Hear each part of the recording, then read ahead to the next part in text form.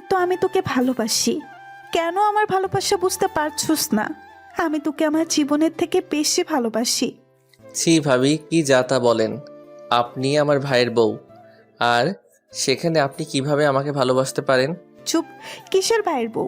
দেখ আদিত্য, আমি তোকে প্রথম যেদিন দেখছি সেই দিনে আমি তোকে ভালোবেসে ফেলি।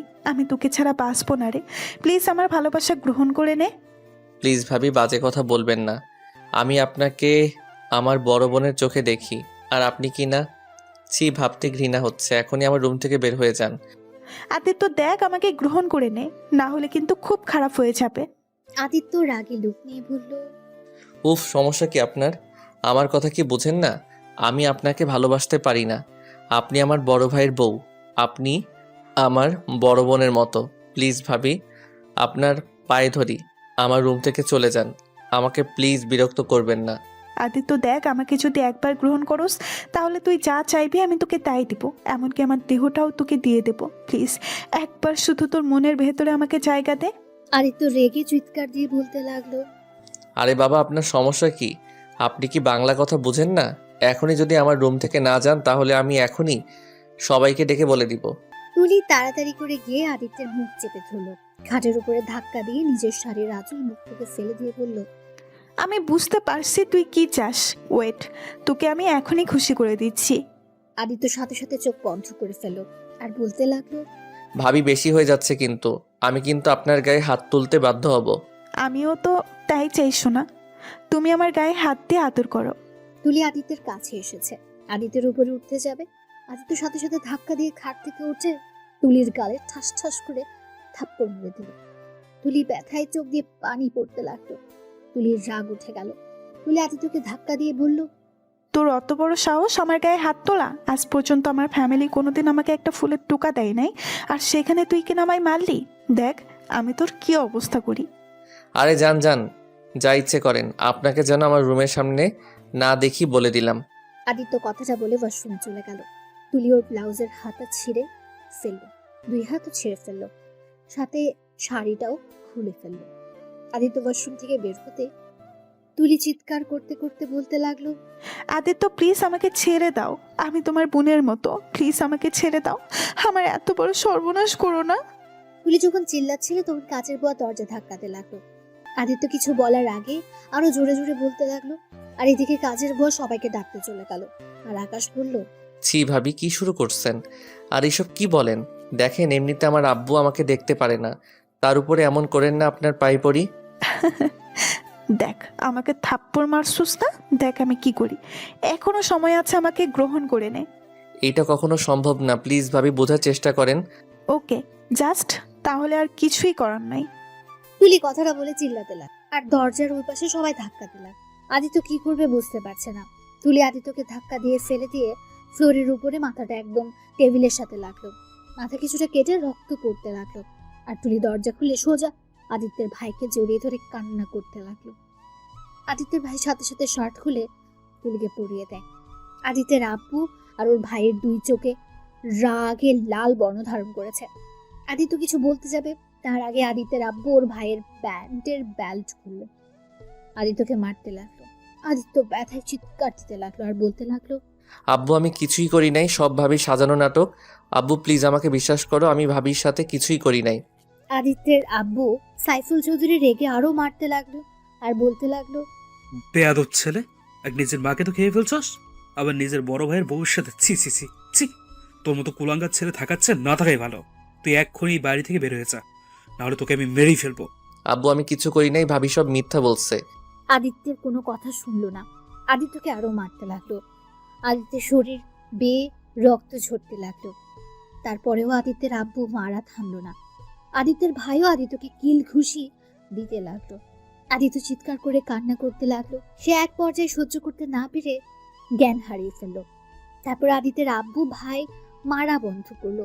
আদিত্যের ভাবি যখন সহ্য করতে পারলো না তখন দৌড়ে গিয়ে বলল, আপু থামেন, ওর শাস্তি ওই পাইছে, আর মারেন না। যতই হোক আমি ওর বড় বোনের মতো। আমি আর ওর এই অবস্থা দেখতে পাচ্ছি না। বৌমা, তুমি আমাকে ছেড়ে দাও, ওকে আজ আমি মেরেই ফেলবো। এত ভালো একটা মেয়ের ক্ষতি করতে চাইছিল। ছি, ওর লজ্জা পাওয়া দরকার যে ওকে ছোট ভাইয়ের মতো আদর করে, আর সেখানে তার সাথে নাকি আমার ভাবতেই ঘৃণা হচ্ছে। ছি, এই ছেলেটা কেন আল্লাহ আমার ঘরে পাঠাইছিল? হ্যাঁ, ওর জন্য আমার স্ত্রী আমাদের ছেড়ে চলে গেছে। আমার মতো ছেলেকে কেন যে আল্লাহ বাঁচিয়ে রাখছে? ওই মরে নাই কেন? হ্যাঁ, এত মানুষ মরে ওই মরতে পারে না? আদিত্যের আব্বু রেগে দুইটা বাড়ি মেরে চলে গেল। আদিত্যের ভাই ও ভাবিও চলে গেল। আদিত্য মেঝেতে পড়ে আছে। আদিত্যের যখন জ্ঞান ফিরল তখন দেখে ও মেঝেতে শুয়ে আছে। আদিত্য উঠতে গিয়ে উঠতে পারছে না, বারবার ব্যথা হয়ে যাচ্ছে শরীরটা। আদিত্যর পানির পিপাসা পেয়েছে।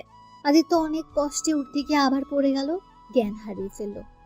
আদিত্য জ্ঞান ফিরতে দেখতে পায় একটা রুমের ব্যাডে শুয়ে আছে। সে বুঝতে পারলো এটা হসপিটাল। আদিত্য ব্যাগ থেকে তাড়াতাড়ি করে উঠতে গিয়ে ব্যথায় কুকড়ে উঠল। আদিত্য অনেক কষ্টে ব্যাগ থেকে নেমে যেতে যাবে, তখনই আদিত্যের ভাবি এসে বলল, কি করছিস? বেডে শুয়ে থাক, এখন তোকে বাসায় যাওয়া লাগবে না, রিলিজ দিলে যেতে পারবি। চুপ, একদম চুপ। আর একটা কথা বলবি না তুই। তোর জন্য আজ আমার এই অবস্থা। তোকে দেখলে আমার ঘৃণা হচ্ছে। তুই আসলে কোনো দিন ভালো হবি না। আসলে তুই এসবের যোগ্য। এত মায়ের খাইলি তাও শিক্ষা হলো না। ভালোই করছোস আমাকে মার খাওয়া। তোর মতো রাক্ষসী মহিলা জীবনে কখনো তোর ভালো হবে না। আদিত্য কথাগুলো বলে হসপিটাল থেকে বের হয়ে সোজা বাসায় গেল। বাসায় যেতে আদিত্যের আব্বু বলল, কিরে, তুই এখানে কি করস? তুই মরস নাই? আদিত্য ওর আব্বুর কথা শুনে চোখ দিয়ে টপ টপ করে পানি পড়তে লাগলো। আদিত্য চোখের পানি মুছে ওর আব্বুর দিকে তাকিয়ে মুচকে হাসি দিয়ে বলল, আব্বু, আমি মরলে বুঝি তুমি অনেক খুশি হতে, তাই না? দুঃখিত আব্বু, তোমার খুশিটা হতে দিলাম না। আমার মৃত্যু যেদিন হবে তোমাকে জানাবো। চুপ কর! এই এক্ষুনি এখান থেকে যা। তোকে দেখলে আমার শরীরের সব রক্ত মাথায় উঠেছে। এক্ষুনি আমার চোখের সামনে থেকে চলে যা। হ্যাঁ, চলে যাব সারা জীবনের মতো। আব্বু, তোমার কাছে আমার কিছু প্রশ্ন ছিল।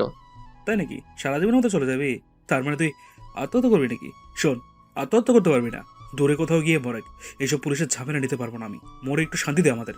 এখানে মরে আরো বিপদে ফেলিস না। আদিত্য ওর আব্বুর কথাগুলো যেন আদিত্যের বুকে সোজা গেঁথে গেছে। মনে হচ্ছে কেউ তীর দিয়ে বুকে একদম গেঁথে ফেলেছে। আদিত্য অনেক কষ্টে মুখে হাসি টেনে বলল, চিন্তা করো না আব্বু, তোমাদের কোনো ঝামেলা হোক এটা আমি কখনো এমন কাজ করব না। আচ্ছা আব্বু, একটা কথা বলো না, আমার উপরে তোমার এত রাগ কেন? আচ্ছা আব্বু, আমাকে জন্ম দিতে গিয়ে আম্মু মারা গেছে, সেখানে আমার দোষ দাও? আব্বু, মানুষ কখন মারা যাবে, কখন কি হবে সব উপর আল্লাহ ইচ্ছে। উনি যখন নিয়ে যাবে তখন তাকে যেতে হবে। সেখানে আমার হাত কোথায় পেলে? আব্বু, তুমি যে আমাকে এই অভিযোগ দিয়ে আমাকে ছোটবেলা থেকে অবহেলা, আমার ঘৃণা করো না। আব্বু, সত্যি বলতে তুমি এটা বোকামি করছো। আব্বু, আমি আম্মুর মৃত্যুর জন্য দায়ী না, তুমি আম্মুর মৃত্যুর জন্য দায়ী। তুমি যদি আম্মুকে সময় দিতে আজ এমন হইতো না। সেদিন তোমার জন্য আম্মু সিঁড়ি থেকে পড়ে গেছিল, যার কারণে পেটে ব্যথা পায়। ভাগ্যক্রমে আমি বেঁচে গেলে আম্মু মারা যায়। আব্বু, এখানে আমার দোষটা কোথায়? যাই হোক আব্বু, তোমাকে বোঝানোর ক্ষমতা আমার নাই। তুমি ভালো থেকো, নিজের যত্ন নিও। আর হ্যাঁ আব্বু, আমি ভাবির সাথে কিছুই করি নাই। দূর, এইসব কেন তোমাকে বলছি? তুমি তো আমাকে বিশ্বাস করো না। তোমাকে বলে হুদাই মুখ নষ্ট করা। গুড বাই আব্বু, ভালো থেকো। আদিত্যের আব্বু কিছু বলতে যাবে, রেগে আদিত্যের আব্বু আদিত্যের গালে ঠাস ঠাস করে থাপ্পড় মেরে দিল। আদিত্য থাপ্পড় খেয়ে গালে হাত দিয়ে মুচকি হাসি দিল। তারপর নিজের রুমে চলে গেল। রুমে গিয়ে ওর ফোনটা আর ওয়ালেটটা নিয়ে বের হয়ে গেল। শেষবারের মতো বাড়িটা ভালো করে চোখ বুলিয়ে দেখতে লাগলো। তারপর ওর আব্বুর কাছ থেকে বিদায় নিয়ে বের হয়ে আসলো। আদিত্য আনমনে হাঁটতে লাগলো রাস্তা দিয়ে, সারা শরীরে ব্যান্ডেজ করা। সবাই আদিত্যকে অদ্ভুতভাবে তাকিয়ে দেখতে লাগলো। আদিত্য একটা গাছের আড়ালে গিয়ে হাত পায়ের ব্যান্ডেজ খুলে ফেললো। শার্টের হাতা দিয়ে পুরো হাত ঢেকে নিল। আদিত্য হাঁটতে লাগলো। সে হাঁটতে হাঁটতে অনেক দূর চলে গেছে। আদিত্য ব্রিজের কাছে চলে এসেছে। রাতে অন্ধকারে আদিত্য দাঁড়িয়ে আছে ব্রিজের উপর একা। আদিত্য ভেবে পাচ্ছে না কি করবে। লাফ দিতে গিয়েও ভয় লাগতে লাগলো। আদিত্য ব্রিজের গ্রিলের উপরে উঠে দাঁড়ালো। আদিত্য চোখ বন্ধ করলো। ওর আব্বুর কথা ভাবতে লাগলো। আদিত্য অতীতের কথাগুলো ভাবতে লাগলো।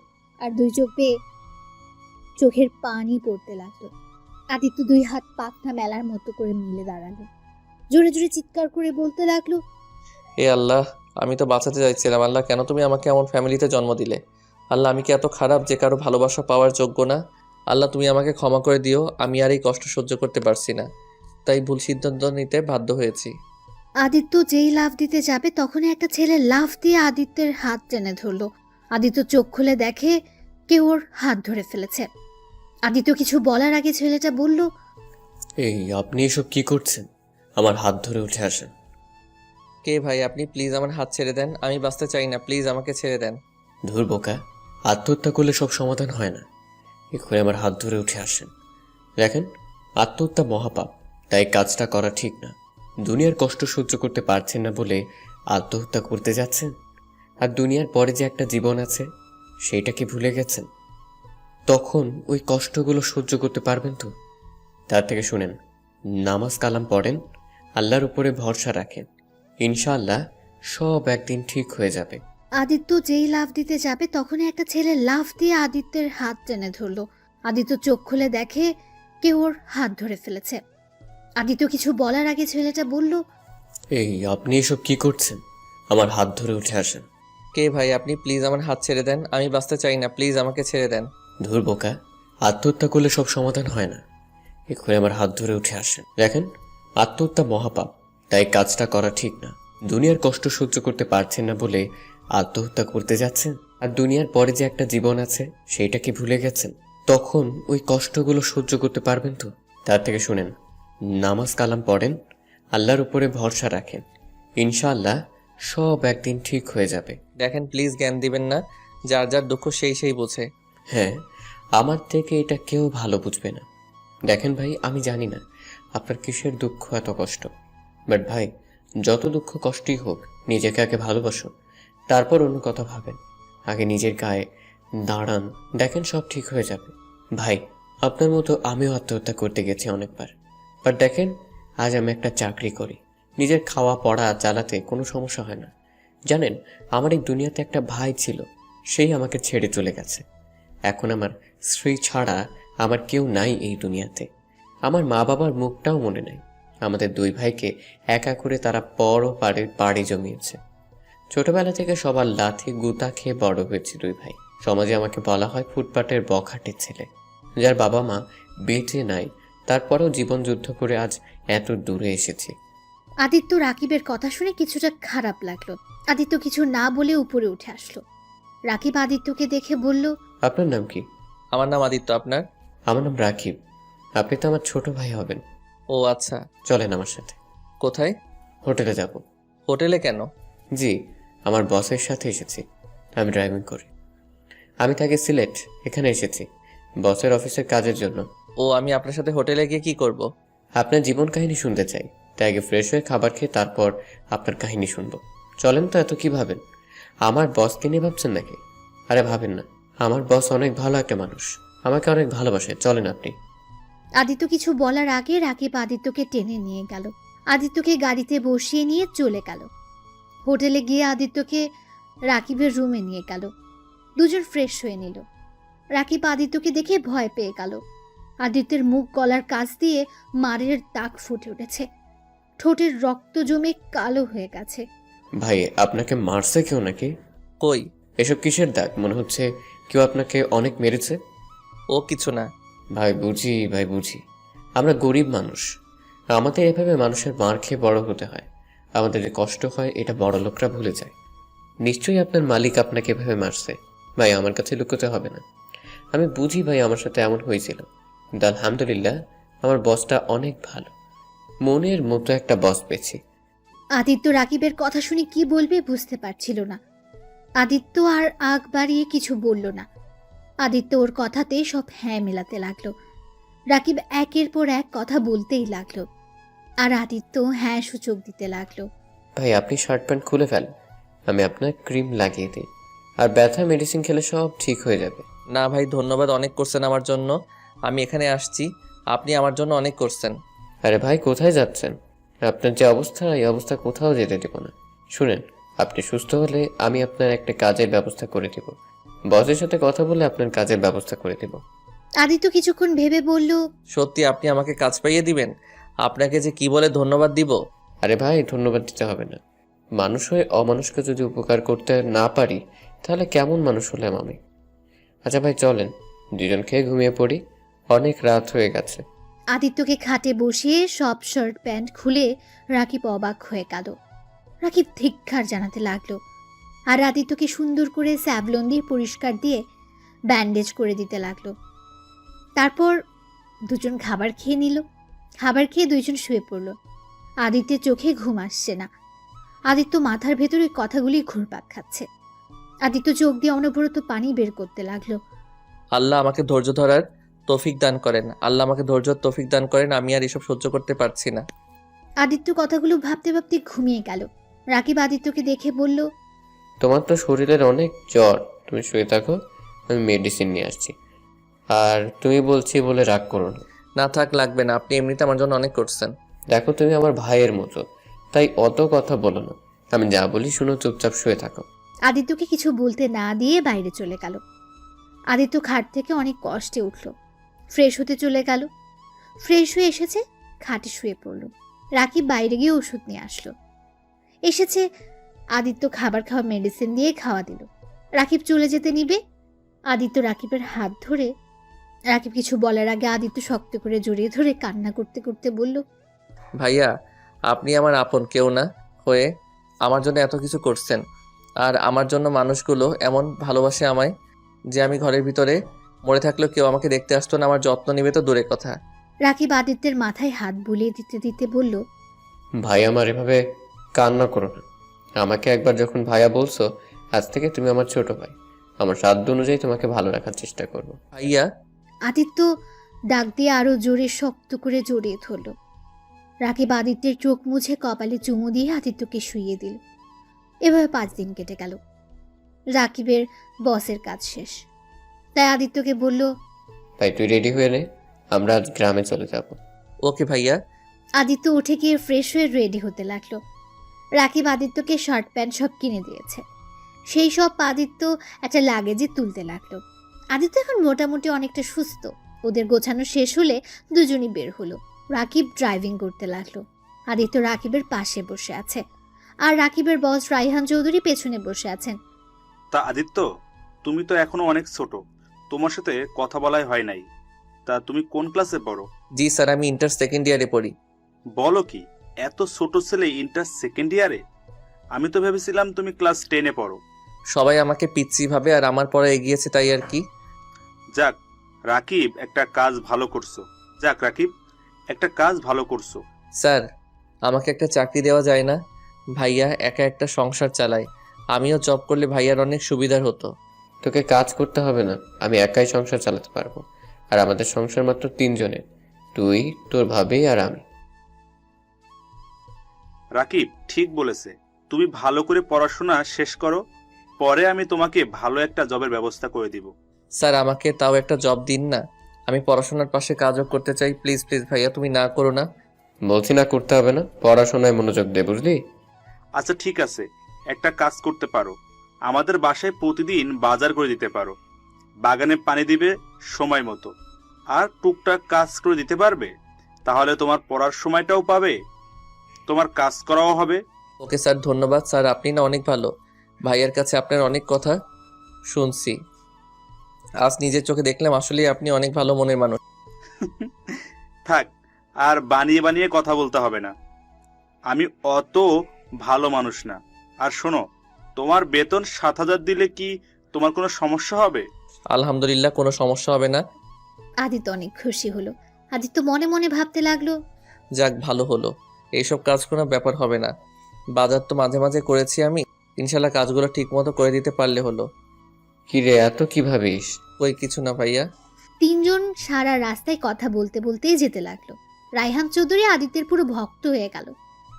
আদিত্য কথাগুলো অনেক সুন্দর করে মনোযোগ দিয়ে শুনছে। আদিত্য যত কথা শুনছে ততই অবাক হয়ে যাচ্ছে। রাইহান চৌধুরী ভাবতে লাগলো, এত ছোট ছেলে, বাট কথাটা সুন্দর চিন্তা ভাবনা। আর আমার ছেলে মেয়েগুলো সবসময় শুধু টাকা টাকা আর টাকাই করে, কখনো দেখি নাই কাউকে নিয়ে চিন্তা করতে। আর এইটুকু ছেলে কতটা সুন্দর চিন্তাধারা। সারা রাত 3 জন গল্প করতে করতে আদিত্য অনেক ঘুম পেল। গাড়িতে ঘুমিয়ে গেল। সকাল হলে রাকিব ডাক দিল। আদিত্য ঘুম ভাঙতে দেখে একটা বাড়ির সামনে গাড়িটা থেমেছে। টিন দিয়ে গেট করা। আদিত্য গাড়ি থেকে নামলো। রাকিবও সাথে নামলো। রাকিব টিনের গেট খুলে ভেতরে ঢুকলো। আদিত্য দেখতে পেল অনেক বড় একটা উঠান, আর তার সামনে হাফ ওয়াল করা ঘর, আর একপাশে নানা ধরনের সবজি গাছ লাগানো, আর একপাশে রান্নাঘর। বাড়িটা অনেক সুন্দরভাবে গোছানো হয়েছে। রাকিব ডাকতে লাগলো, ময়না, এই ময়না, কোথায় গেলে তুমি? ময়নাকে ভাইয়া? তোর ভাবির নাম ময়না? আচ্ছা তুই আয় ঘরে বসে, আমি দেখি তোর ভাবি কোথায়। আদিত্যকে নিয়ে ঘরে গেল। ঘরের ভেতরে গিয়ে দেখতে পেল একপাশে ওয়ার্ড্রোব, তার সাথে শোকেস, আর একপাশে সোফা, ট্রি টেবিল, আর তার সামনে দেওয়ালের সাথে টিভি, আর আরেক সাইডে খাট। আদিত্য সোফায় বসলো, রাকিব বাইরে গেল। আদিত্য রুমটা দেখতে লাগলো। আদিত্য বসে থেকে হাতের ক্ষত দিয়ে তাকিয়ে দেখতে লাগলো। মাঝে মাঝে একটু ব্যথা করে। আদিত্য নিচের দিকে মুখ করে আছে। তখন রুমে কেউ একজন ভেতরে ঢুকে বলল, আদিত্য, তোর ভাবি এসেছে। ময়না, এটা আদিত্য, যার কথা তোমাকে বলেছিলাম। আদিত্য ময়নাকে সালাম দিলে ময়না হাসি মুখে সালামের উত্তর নিয়ে আদিত্যের সাথে টুকটাক কথা বলল। আদিত্য আর রাকিবকে ফ্রেশ হয়ে আসতে বলে। আদিত্য, তাহলে চল দুইজন ফ্রেশ হয়ে আসি। আর এই যে পাশের রুমটাতে তুই থাকবি, যা রুমে ভিতরে গিয়ে তোর ব্যাগ রেখে আয়। ওকে ভাইয়া।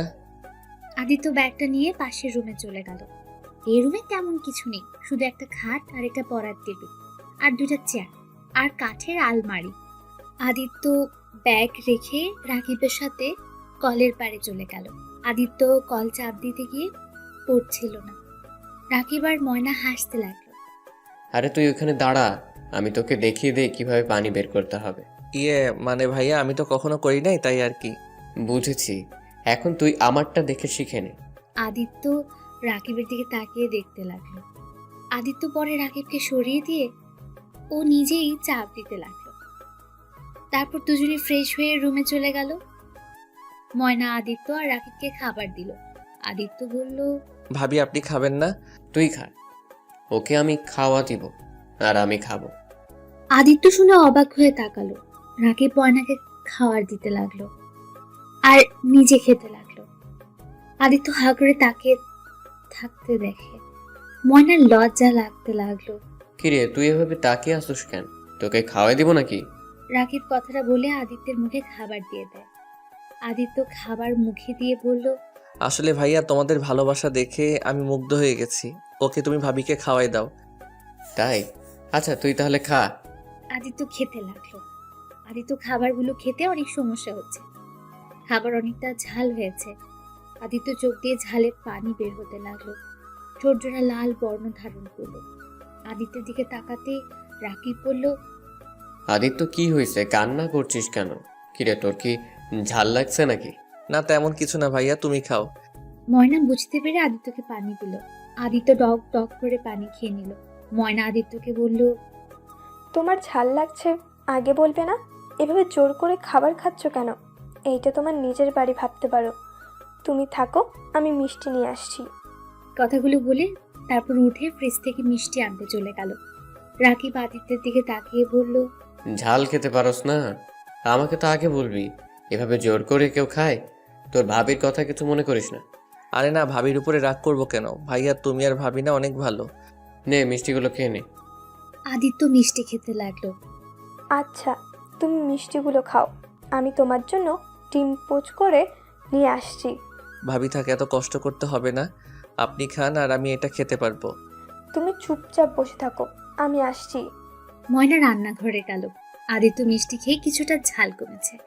আদিত্য বাইরের দিকে তাকিয়ে দেখে ময়না রান্নাঘরে আগুন জ্বালাচ্ছে। আদিত্য বলল, ভাইয়া ভাবি কি করে? ভাবি ডিম ভাজতে না করো, আমি এটা দিয়ে খেতে পারবো। করুক, আমি বললে শুনবে না। তুই একটু অপেক্ষা কর। সরি ভাইয়া, ভাবি এত সুন্দর করে রান্না করছে, আমি সেটা খেতে পারলাম না, আবার ভাবিকে কষ্ট দিলাম। আরে দূর, সমস্যা নেই। কিছুক্ষণের ভেতরে মায়া ডিম ভেজে আদিত্যকে দিল। আদিত্য ধন্যবাদ দিয়ে খাবার খেয়ে উঠল। আদিত্য পাশের রুমে খাটে বসে থাকলো নিজের দিকে।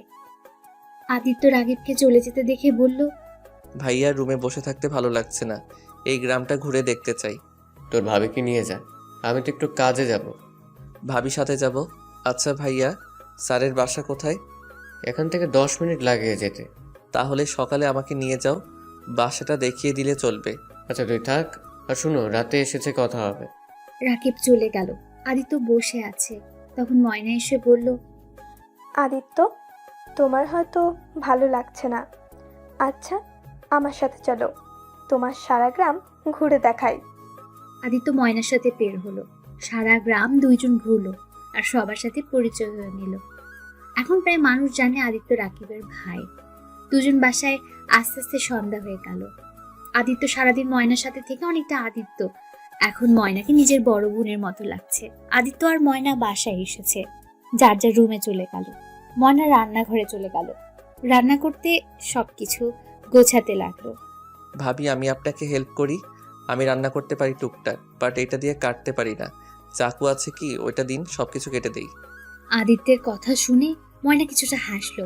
আদিত্যকে উদ্দেশ্য করে বলল, কোনো কাজ করতে হবে না, এখানে বসে থাকো, গল্প করলে ময়না খুশি হবে। না ভাবি, চাকু থাকলে দেন, আমি কেটে দেই। ওই তো চাকু, ওইটাতে কি ধার আছে? আদিত্য গিয়ে চাকু ধরে দেখে ধার আছে। পরে ময়নাকে তুলে দিয়ে আদিত্য কাটাকুটি করতে লাগলো। ময়না মিটি মিটি হাসতে লাগলো আর রান্না করতে লাগলো। ময়নাকে হাসতে দেখে বলল, ভাবি হাসেন কেন? ভাবছি আমার ছোট ভাইটার বউটা অনেক লাকি হবে, তার রান্না করতে হবে না। কি যে বলেন না ভাবি। আর আমি বিয়ে করব না মানে আমাকে কে বিয়ে করবে? আমার পরিচয় নাই। চুপ, কি বলো? তোমার পরিচয় নাই মানে? তুমি তো আমাদের ছোট ভাই আর রাকিবের ভাই, এইটাই সবাই জানে। আচ্ছা ভাবি, আমাকে সবাই রাকিব ভাইয়ার ছোট ভাই কেন ভাবছে? ভাইয়ার তো ফ্যামিলিতে কেউ নাই। তোমার ভাইয়াও একটা ছোট ভাই ছিল, কিন্তু ওই রোড অ্যাক্সিডেন্টে করে মারা যায়। এইটা কেউ জানে না, তাই সবাই তোমাকে ওর ছোট ভাই ভাবছে। আর সব থেকে মজার বিষয়, তোমার নাম আর ওর নাম এক, আদিত্য। ও আচ্ছা, আদিত্যকে কেউ কেউ দেখে নাই। না, ওই শহরে থাকতো। ওর ভাইয়া এখান থেকে মাসে মাসে টাকা পাঠাতো। ও আচ্ছা, নেন ভাবি, কথা বলতে বলতে আমার কাটাকুটি শেষ। ধন্যবাদ ভাই আমার। যাও, তুমি রুমে গিয়ে রেস্ট নাও, আমি রান্না শেষ করে নিই। ভাইয়া কখন আসবে? রাত 10টায় আসবে তুমি, যাও। ও আচ্ছা, আমি এখানে বসে থেকে আপনার রান্না দেখি। আমাকে তো কাজ শিখতে হবে আপনাকে সাহায্য করার জন্য। তাই শিখতে হবে না, তুমি যাও। তোমার ভাবি যতদিন আছে ততদিন একাই সব সামলিয়ে নিতে পারবে। ওকে ভাবি, তাও দেখি একটু। আদিত্য আর ময়না টুকটাক কথা বলতে বলতে কাজ করতে লাগলো। ময়নার রান্না শেষ হলে দুজন যার যার রুমে যায়। আদিত্যকে অনেকবার খাবার খেয়ে নিতে পারলে আদিত্য খায় না। রাকিব আসলে সবাই একসাথে খাবে। রাকিব আস্তে আস্তে রাত 11টা বেজে গেল। রাকিব এসেছে, ময়নাকে ডাকতে লাগলো। ময়না রুম থেকে বের হয়ে কোনো কথা না বলে খাটের দিকে গেল। রাকিব ময়নাকে পেছন থেকে জড়িয়ে ধরে বলল, সরি জান, মালকিনের মেয়েরা আজ দেশে আসলো তো, তাই ওইখানে দৌড়াদৌড়ি করতে করতে লেট হয়ে গেছে। দুঃখিত জান, প্লিজ ক্ষমা করে দাও। তুমি জানো, তোমার অপেক্ষা করতে করতে আদিত্য ঘুমিয়ে গেছে। এত জোর করলাম তাও খেলো না। ভাইয়া আসলে খাবে। এখন যাও, ওকে ডাক দিয়ে দুইজন ফ্রেশ হয়ে এসে খেতে বসো। হায় আল্লাহ, বলো কি? রাকিব আদিত্যকে রুমের সামনে গিয়ে নক করতে লাগলো। ঘুম ঘুম চোখে আদিত্য দরজা খুলে দিল। আদিত্যের সামনে গিয়ে রাকিব কান ধরে বলল, দুঃখিত ভাই, আমার অনেক দেরি করে ফেলেছি, চলো তিনজন খেয়ে নিই। আরে ভাইয়া সমস্যা নাই, ভাবি ঘুমিয়ে গেছে নাকি জেগে আছে? জেগে আছে, চল। আদিত্য আর রাকিব কলের পাড়ে গিয়ে দুজন ফ্রেশ হয়ে নিল। রুমে এসেছে দেখে ময়না খাবার বেড়ে বসে আছে। আদিত্য আর রাকিব বসে পড়ল, যার যার প্লেটে খাবার হাত দিয়ে খেতে লাগলো। আর রাকিব ময়নাকে খাওয়াই দিতে লাগলো। ভাইয়া সকালে আমাকে নিয়ে যাবে তো? নিয়ে যাব, কিন্তু তোর কিছু কাগজপত্র বানাতে হবে, তারপর তোকে কলেজে ভর্তি করে দেব। ওকে ভাইয়া। ভাইয়া আমার জন্য তোমাদের অনেক কষ্ট করতে হচ্ছে। দূর, ছোট ভাইয়ের জন্য কিছু করতে না পারলে বড় ভাই হইলাম তাহলে আর কি। আচ্ছা, এসব কথা বাদ দিয়ে খেয়ে নে। তিনজন খাবার খেয়ে নিল। তারপর আদিত্য নিজের রুমে এসে ঘুমিয়ে পড়ল। সকালে ঘুম ভাঙতে রাকিব ওকে নিয়ে রায়হান সাহেবের বাড়িতে নিয়ে গেল। আদিত্য বাড়িটা দেখে কিছুটা অবাক হলো। আদিত্যের খুব চেনা লাগছে বাড়িটা, বাট বুঝতে পারছে না এটা কোথায় এসেছে, কোথায় দেখেছে। আদিত্য পুরো বাড়ির চারদিকে ঘুরে ঘুরে দেখতে লাগলো। রাকিব আদিত্যের কাঁধে হাত দিয়ে বলল, কিরে, বাড়ি দেখে অবাক হলি নাকি? হ্যাঁ, এত সুন্দর বাড়িতে আমি কাজ করব বিশ্বাস হচ্ছে না। কত বড় বাড়ি! এটা তো স্যারের বাপের বাড়ি। স্যারের লন্ডনে অনেকগুলো বাড়ি কোম্পানি আছে। আমি 4 মাস পর পর যাই, ওই বাড়ি দেখলে তো তুই খুশিতে মাথা ঘুরে পড়ে যাবে। মানে স্যারের আরো বাড়ি আছে? লন্ডনে বাড়ি থাকতে উনি এখানে কেন থাকে? ওইখানে তার ছেলে মেয়ে ভাই আর অনেক আত্মীয় স্বজন থাকে, আর এখানে স্যারের স্ত্রী তার মা থাকে। এটা তার বাবার স্মৃতি, তাই। ও আচ্ছা। আচ্ছা চল ভিতরে যাই। আর শোন, স্যারের 2টা মেয়ে এসেছে, রাইজা ম্যাম অনেক ভালো, কিন্তু তিশা ম্যাম অনেকটা রাগী টাইপের। তুই ভুলেও তার সামনে যাবি না। আদিত্য বুকের ভেতর ঢুক করে উঠল তিশা নামটা শুনে। আদিত্য কিছু না বলে রাকিবের সাথে বাসার ভেতরে প্রবেশ করলো। আদিত্যকে দেখে রায়হান চৌধুরী বলল, আরে আদিত্য যে, ভিতরে আসো। তুমি সত্যি কাজটা করতে চাও? জি স্যার। আচ্ছা রহমত, তুমি আদিত্যকে নিয়ে যাও, সব কাজ বুঝিয়ে দাও। আর রাকিব, আমাকে বের হতে হবে, চলো। আচ্ছা স্যার, চলেন। আর আদিত্য সাবধান থাকিস, ছুটি হলে বাসায় চলে যাস। রাকিব আদিত্যের হাতে কয়েকটা টাকা দিয়ে চলে গেল। আদিত্য রহমতের সাথে চলে গেল। রহমত আদিত্যকে সবকিছু বুঝিয়ে দিতে লাগলো। আদিত্য সবকিছু বুঝিয়ে নিয়ে কাজ করতে লাগলো। আদিত্য বাগানের সব গাছে পানি দিতে লাগলো। গাছে পানি দেওয়া শেষ করে আদিত্য গাড়ি ধোয়ার কাজ করতে লাগলো। আদিত্য গাড়ি ধুতে গিয়ে কারোর সাথে খেলো ধাক্কা। আদিত্য নিজেকে সামলাতে না পেরে পা পিছলে সোজা কাদার ভেতর পড়ে গেল। আদিত্য কাদা মাখা মুখ নিয়ে দাঁড়াতে চমকে গেল। আদিত্য কিছু বলতে যাবে, তখন আদিত্যের গালে ঠাস করে থাপ্পড় মেরে দিয়ে বলল, ছোট লোকের বাচ্চা, চোখে দেখোস না? আর একটু হলে আমার কি অবস্থা হইতো? বাইরে যাওয়ার মুডটাই নষ্ট করে দিল। আব্বু আসুক, তোর চাকরি যদি না খাইছি, আমার নাম তিশানা। সরি ম্যাম, আমি বুঝতে পারি নাই। প্লিজ আমার চাকরিটা খেয়ে দিয়েন না। আমি আজ প্রথম চাকরিতে জয়েন করছি। প্লিজ ম্যাম এমনটা করেন না, আমি আপনার পায়ে ধরে বলছি। আদিত্য তিশার পা ধরতে যাবে, তিশা আদিত্যকে লাথি দিয়ে গাড়ির সাথে ধাক্কা দিয়ে ফেলে দিল। আদিত্যর মাথাটা গাড়ির সাথে কপালটা বাড়ি খেয়ে ফুলে গেল। তিশা বিরক্ত ভাব নিয়ে চলে গেল। আদিত্যকে দেখে রহমত দৌড়ে এসেছে।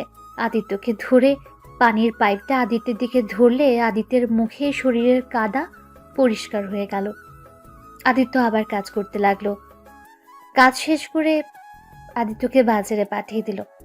আদিত্যের সাথে রহমত গেল। দুইজন বাজার করে নিয়ে আসলো। আদিত্য সারাদিন অনেক ভালো কাজ করলো। কাজ শেষ করে সন্ধ্যায় বাসায় ফিরে যায়। বাসায় যেতে ময়না দেখলো আদিত্যের কপাল ফুলে গেছে। কি ব্যাপার ভাই, তোমার কপাল ফোলা কেন? ও কিছু না ভাবি, ভাইয়া বাসায় আসে নাই। না, আমার মনে হয় বাইরে গেছে। তুমি ফ্রেশ হয়ে আসো, আমি তোমার কপালে বরফ লাগিয়ে দেই। আদিত্য ফ্রেশ হতে চলে গেল। ময়না খাবার নিয়ে এসেছে, আদিত্যকে দিল। খাবারটা খেয়ে নাও। মনে হয় না সারাদিন কিছু খেয়েছো। প্রথম দিন এত কি কাজ করলে? না খেয়ে কাজ করলে শরীর খারাপ করবে তো। আপনি কিভাবে জানেন আমি না খেয়ে আছি? তোমার মুখ দেখে বোঝা যাচ্ছে। আচ্ছা, তুমি খেয়ে নাও, আমি বরফ ধরে থাকি। আপনি তো মনে হয় খাবার খান নাই। না, খেয়েছি। তোমার ভাইয়া আজ বাসায় আসতে পারবে না, তাই নিজেই হাতে খেয়েছি। ও আচ্ছা। আদিত্য খাবার খেতে লাগলো আর ময়না আদিত্যের কপালে বরফ লাগিয়ে দিতে লাগলো। খাওয়া শেষ হলে আদিত্য ক্লান্ত হয়ে ঘুমিয়ে যায়। রাতে ঘুম ভাঙলে ময়নার সাথে কিছুক্ষণ গল্প করে হালকা খাবার খেয়ে সারা রাত জেগে থাকে। ঘুম না আসতে আদিত্য জানলা ফাঁক দিয়ে চাঁদের আলো দেখতে লাগলো। এভাবে কখন সকাল হয়ে গেল বুঝতেই পারে নাই। আদিত্য উজু করে এসে মসজিদে চলে গেল। এসে দেখে ময়না কোরআন তেলাওয়াত করছে। আদিত্য পাশে বসে শুনতে লাগলো। তেলাওয়াত শেষ করে ময়না বলল, ভাই, কিছু বলবে? না ভাবি, আপনার তেলাওয়াত শুনতে অনেক ভালো লাগছিল। আচ্ছা ভাবি থাকেন, আমি চলে যাই, সকালে গিয়ে অনেক কাজ আছে। খাবার গরম করে দেই, খাবার খেয়ে তারপর যাও। কখন না কখন ছুটি দেয় কে জানে। ওকে ভাবি। ময়না কোরআন রেখে রান্নাঘরে গিয়ে খাবার গরম করে দিল। এত সকাল সকাল খেতে অনেক সমস্যা হলেও আদিত্য খাবার খেয়ে চলে গেল। রায়হান চৌধুরী বাড়িতে গিয়ে গাছে পানি দিয়ে সকল কাজ করতে লাগলো। আদিত্য কাজ শেষ করে বের হতে যাবে, তখনই পেছন থেকে তিশা বলল, ওই ছেলে শোনো, আমার জামা কাপড়গুলো একটু আয়রন করে দাও। আচ্ছা ম্যাম, আসছি। আদিত্য তিশার সাথে ওর রুমে গিয়ে ওর জামা কাপড় আয়রন করতে লাগলো। আদিত্য একটা ড্রেস পুড়ে ফেলেছে। তিশার রেগে আদিত্যের কাছে এসে ঠাস ঠাস করে থাপ্পড় মারতে লাগলো।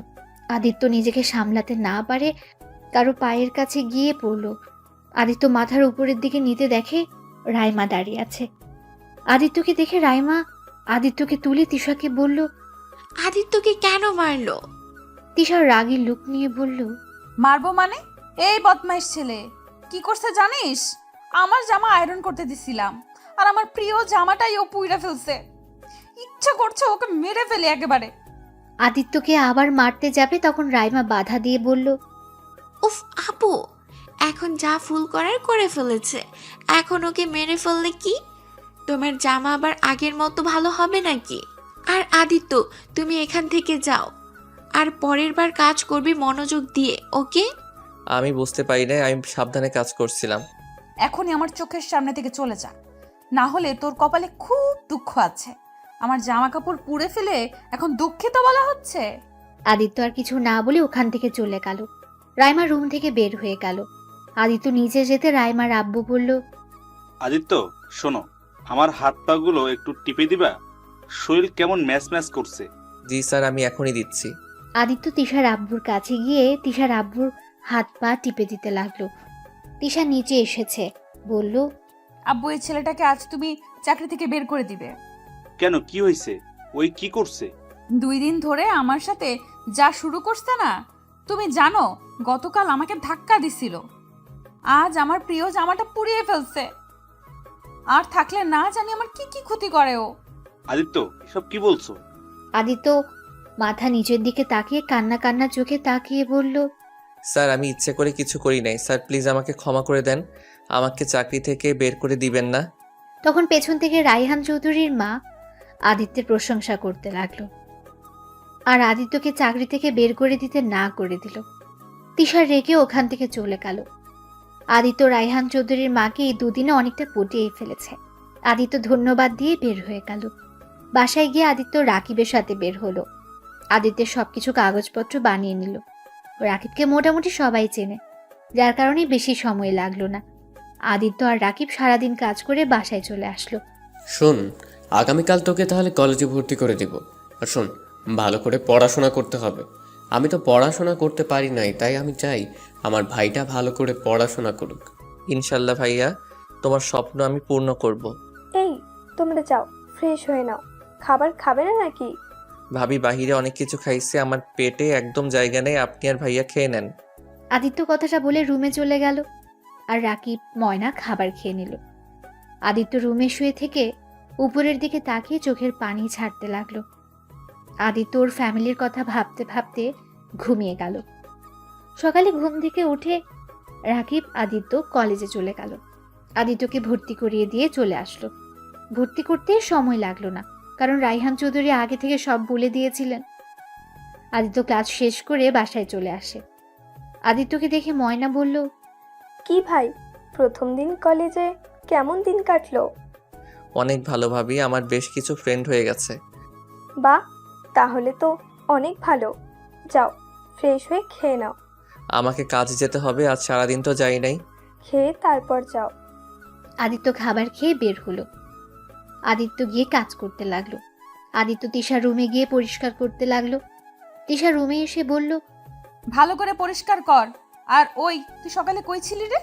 জি ম্যাম, আমি কলেজে ছিলাম, আর এখানে থেকে আমি কলেজ থেকে এসে আমার সব কাজ করব। বড় স্যারের থেকে অনুমতি নেওয়া হয়েছে। তুই আবার কলেজেও পড়স? জি ভাইয়া, ভর্তি করে দিয়েছে। ভালো, মনোযোগ দিয়ে কাজ কর। আদিত্য কাজ করতে লাগলো। তিশা খাটে বসে আদিত্যকে আর চোখে দেখতে লাগলো, আর মনে মনে ভাবতে লাগলো, ছেলেটাকে তো ভালো করে খেয়াল করি নাই, দেখতে অনেক স্মার্ট আছে। ছি ছি, এসব কি ভাবিস তিশা? ওই তোদের বাড়িতে কাজের ছেলের লোক। তিশা কথাগুলো ভেবে বইয়ের দিকে তাকিয়ে মনোযোগ দিয়ে পড়তে লাগলো। আদিত্য তিশাকে ভুল পড়তে দেখে সঠিকটা বলতে লাগলো। তিশা তো অবাক হয়ে গেল। তিশা বলল, এই পড়া তুই জানোস? জি, এই সাবজেক্ট আমার মুখস্থ আছে, দুঃখিত, আমাকে ক্ষমা করবেন। আসলে আপনি ভুল বলছিলেন, তাই আর কি। তুই কোন ক্লাসে পড়িস? ইন্টার সেকেন্ড ইয়ারে। আপনি তো আমার জুনিয়র। হুম। আচ্ছা ম্যাম, আপনি পড়েন, আমার কাজ শেষ, আমি ছোট ম্যামের রুমটা পরিষ্কার করে দিয়ে আসছি। আদিত্য চলে গেল। তিশা আদিত্যের চলে যাওয়ার দিকে তাকিয়ে থাকলো। আদিত্য রাইমার রুম পরিষ্কার করে নিচে গিয়ে তিশার দাদির সাথে কিছুক্ষণ গল্প করলো, আর তিশার আম্মুকে কাজে হেল্প করতে আসলো। প্রায় কাজ শেষ হলে তিশা নিচে এসেছে, বলল, আদিত্য শোন, জি ম্যাম, বলেন। আমাকে এই সাবজেক্টটা বুঝিয়ে দিতে পারবি? কোন সাবজেক্ট দেখি? তিশা আদিত্যকে দেখাতে আদিত্য বলল, আরে এটা তো অনেক সহজ, আপনি বসেন, আমি দাদিমাকে পানি দিয়ে নেই। আদিত্য তিশার দাদিকে পানির গ্লাসটা এগিয়ে দিয়ে তিশাকে পড়াতে লাগলো। আদিত্যকে পড়াতে দেখে সবাই অবাক হয়ে গেল। তিশা অবাক দৃষ্টিতে আদিত্যের দিকে তাকিয়ে দেখতে লাগলো। আদিত্য সবকিছু বুঝিয়ে বলল। আপনি কি বুঝতে পারছেন? যদি না বুঝেন বলেন, আমি বুঝিয়ে দিচ্ছি। বুঝেছি, তুই তো অনেক মেধাবী। আরে না, আমি যে জিনিসটা পড়ি ওইটা আমার মাথায় অটোমেটিক গেঁথে যায়, তাই আর কি। আচ্ছা থাকেন, আমি বাসায় যাই ভাবি, বাসায় একা আছে।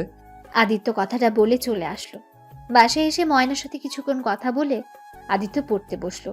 পড়া শেষ করে রাকিব আসলে আদিত্য ময়না বসে রাকিবের দিকে তাকিয়ে আছে। আদিত্য স্যার তোকে আরেকটা কাজ দিয়েছে, আমি চাচ্ছি না তুই এই কাজটা করে। কি কাজ ভাইয়া? স্যার তোকে রাইমা আর তিশা ম্যামকে পড়ানোর দায়িত্ব দিয়েছে, আর তোকে 15,000 টাকা বেতন দিবে বলেছে। ওদের রেজাল্ট ভালো হলে তোর বেতন আরও বাড়িয়ে দিবে। কিন্তু তিশা ম্যামকে তো চিনছিস, অনেক ভয়ঙ্কর একটা মেয়ে, গরিবদের দুই চোখে দেখতে পারে না। ও আচ্ছা, বাট ভাইয়া তিশা ম্যামকে যতটা আমরা খারাপ ভাবি আসলে উনি অতটা খারাপ না। যাই হোক, আমি স্যারকে বলে দিব তুই পড়াতে পারবি না। নিজের পড়া বাদ দিয়ে অন্যজনকে পড়ানোর কোনো দরকার নাই।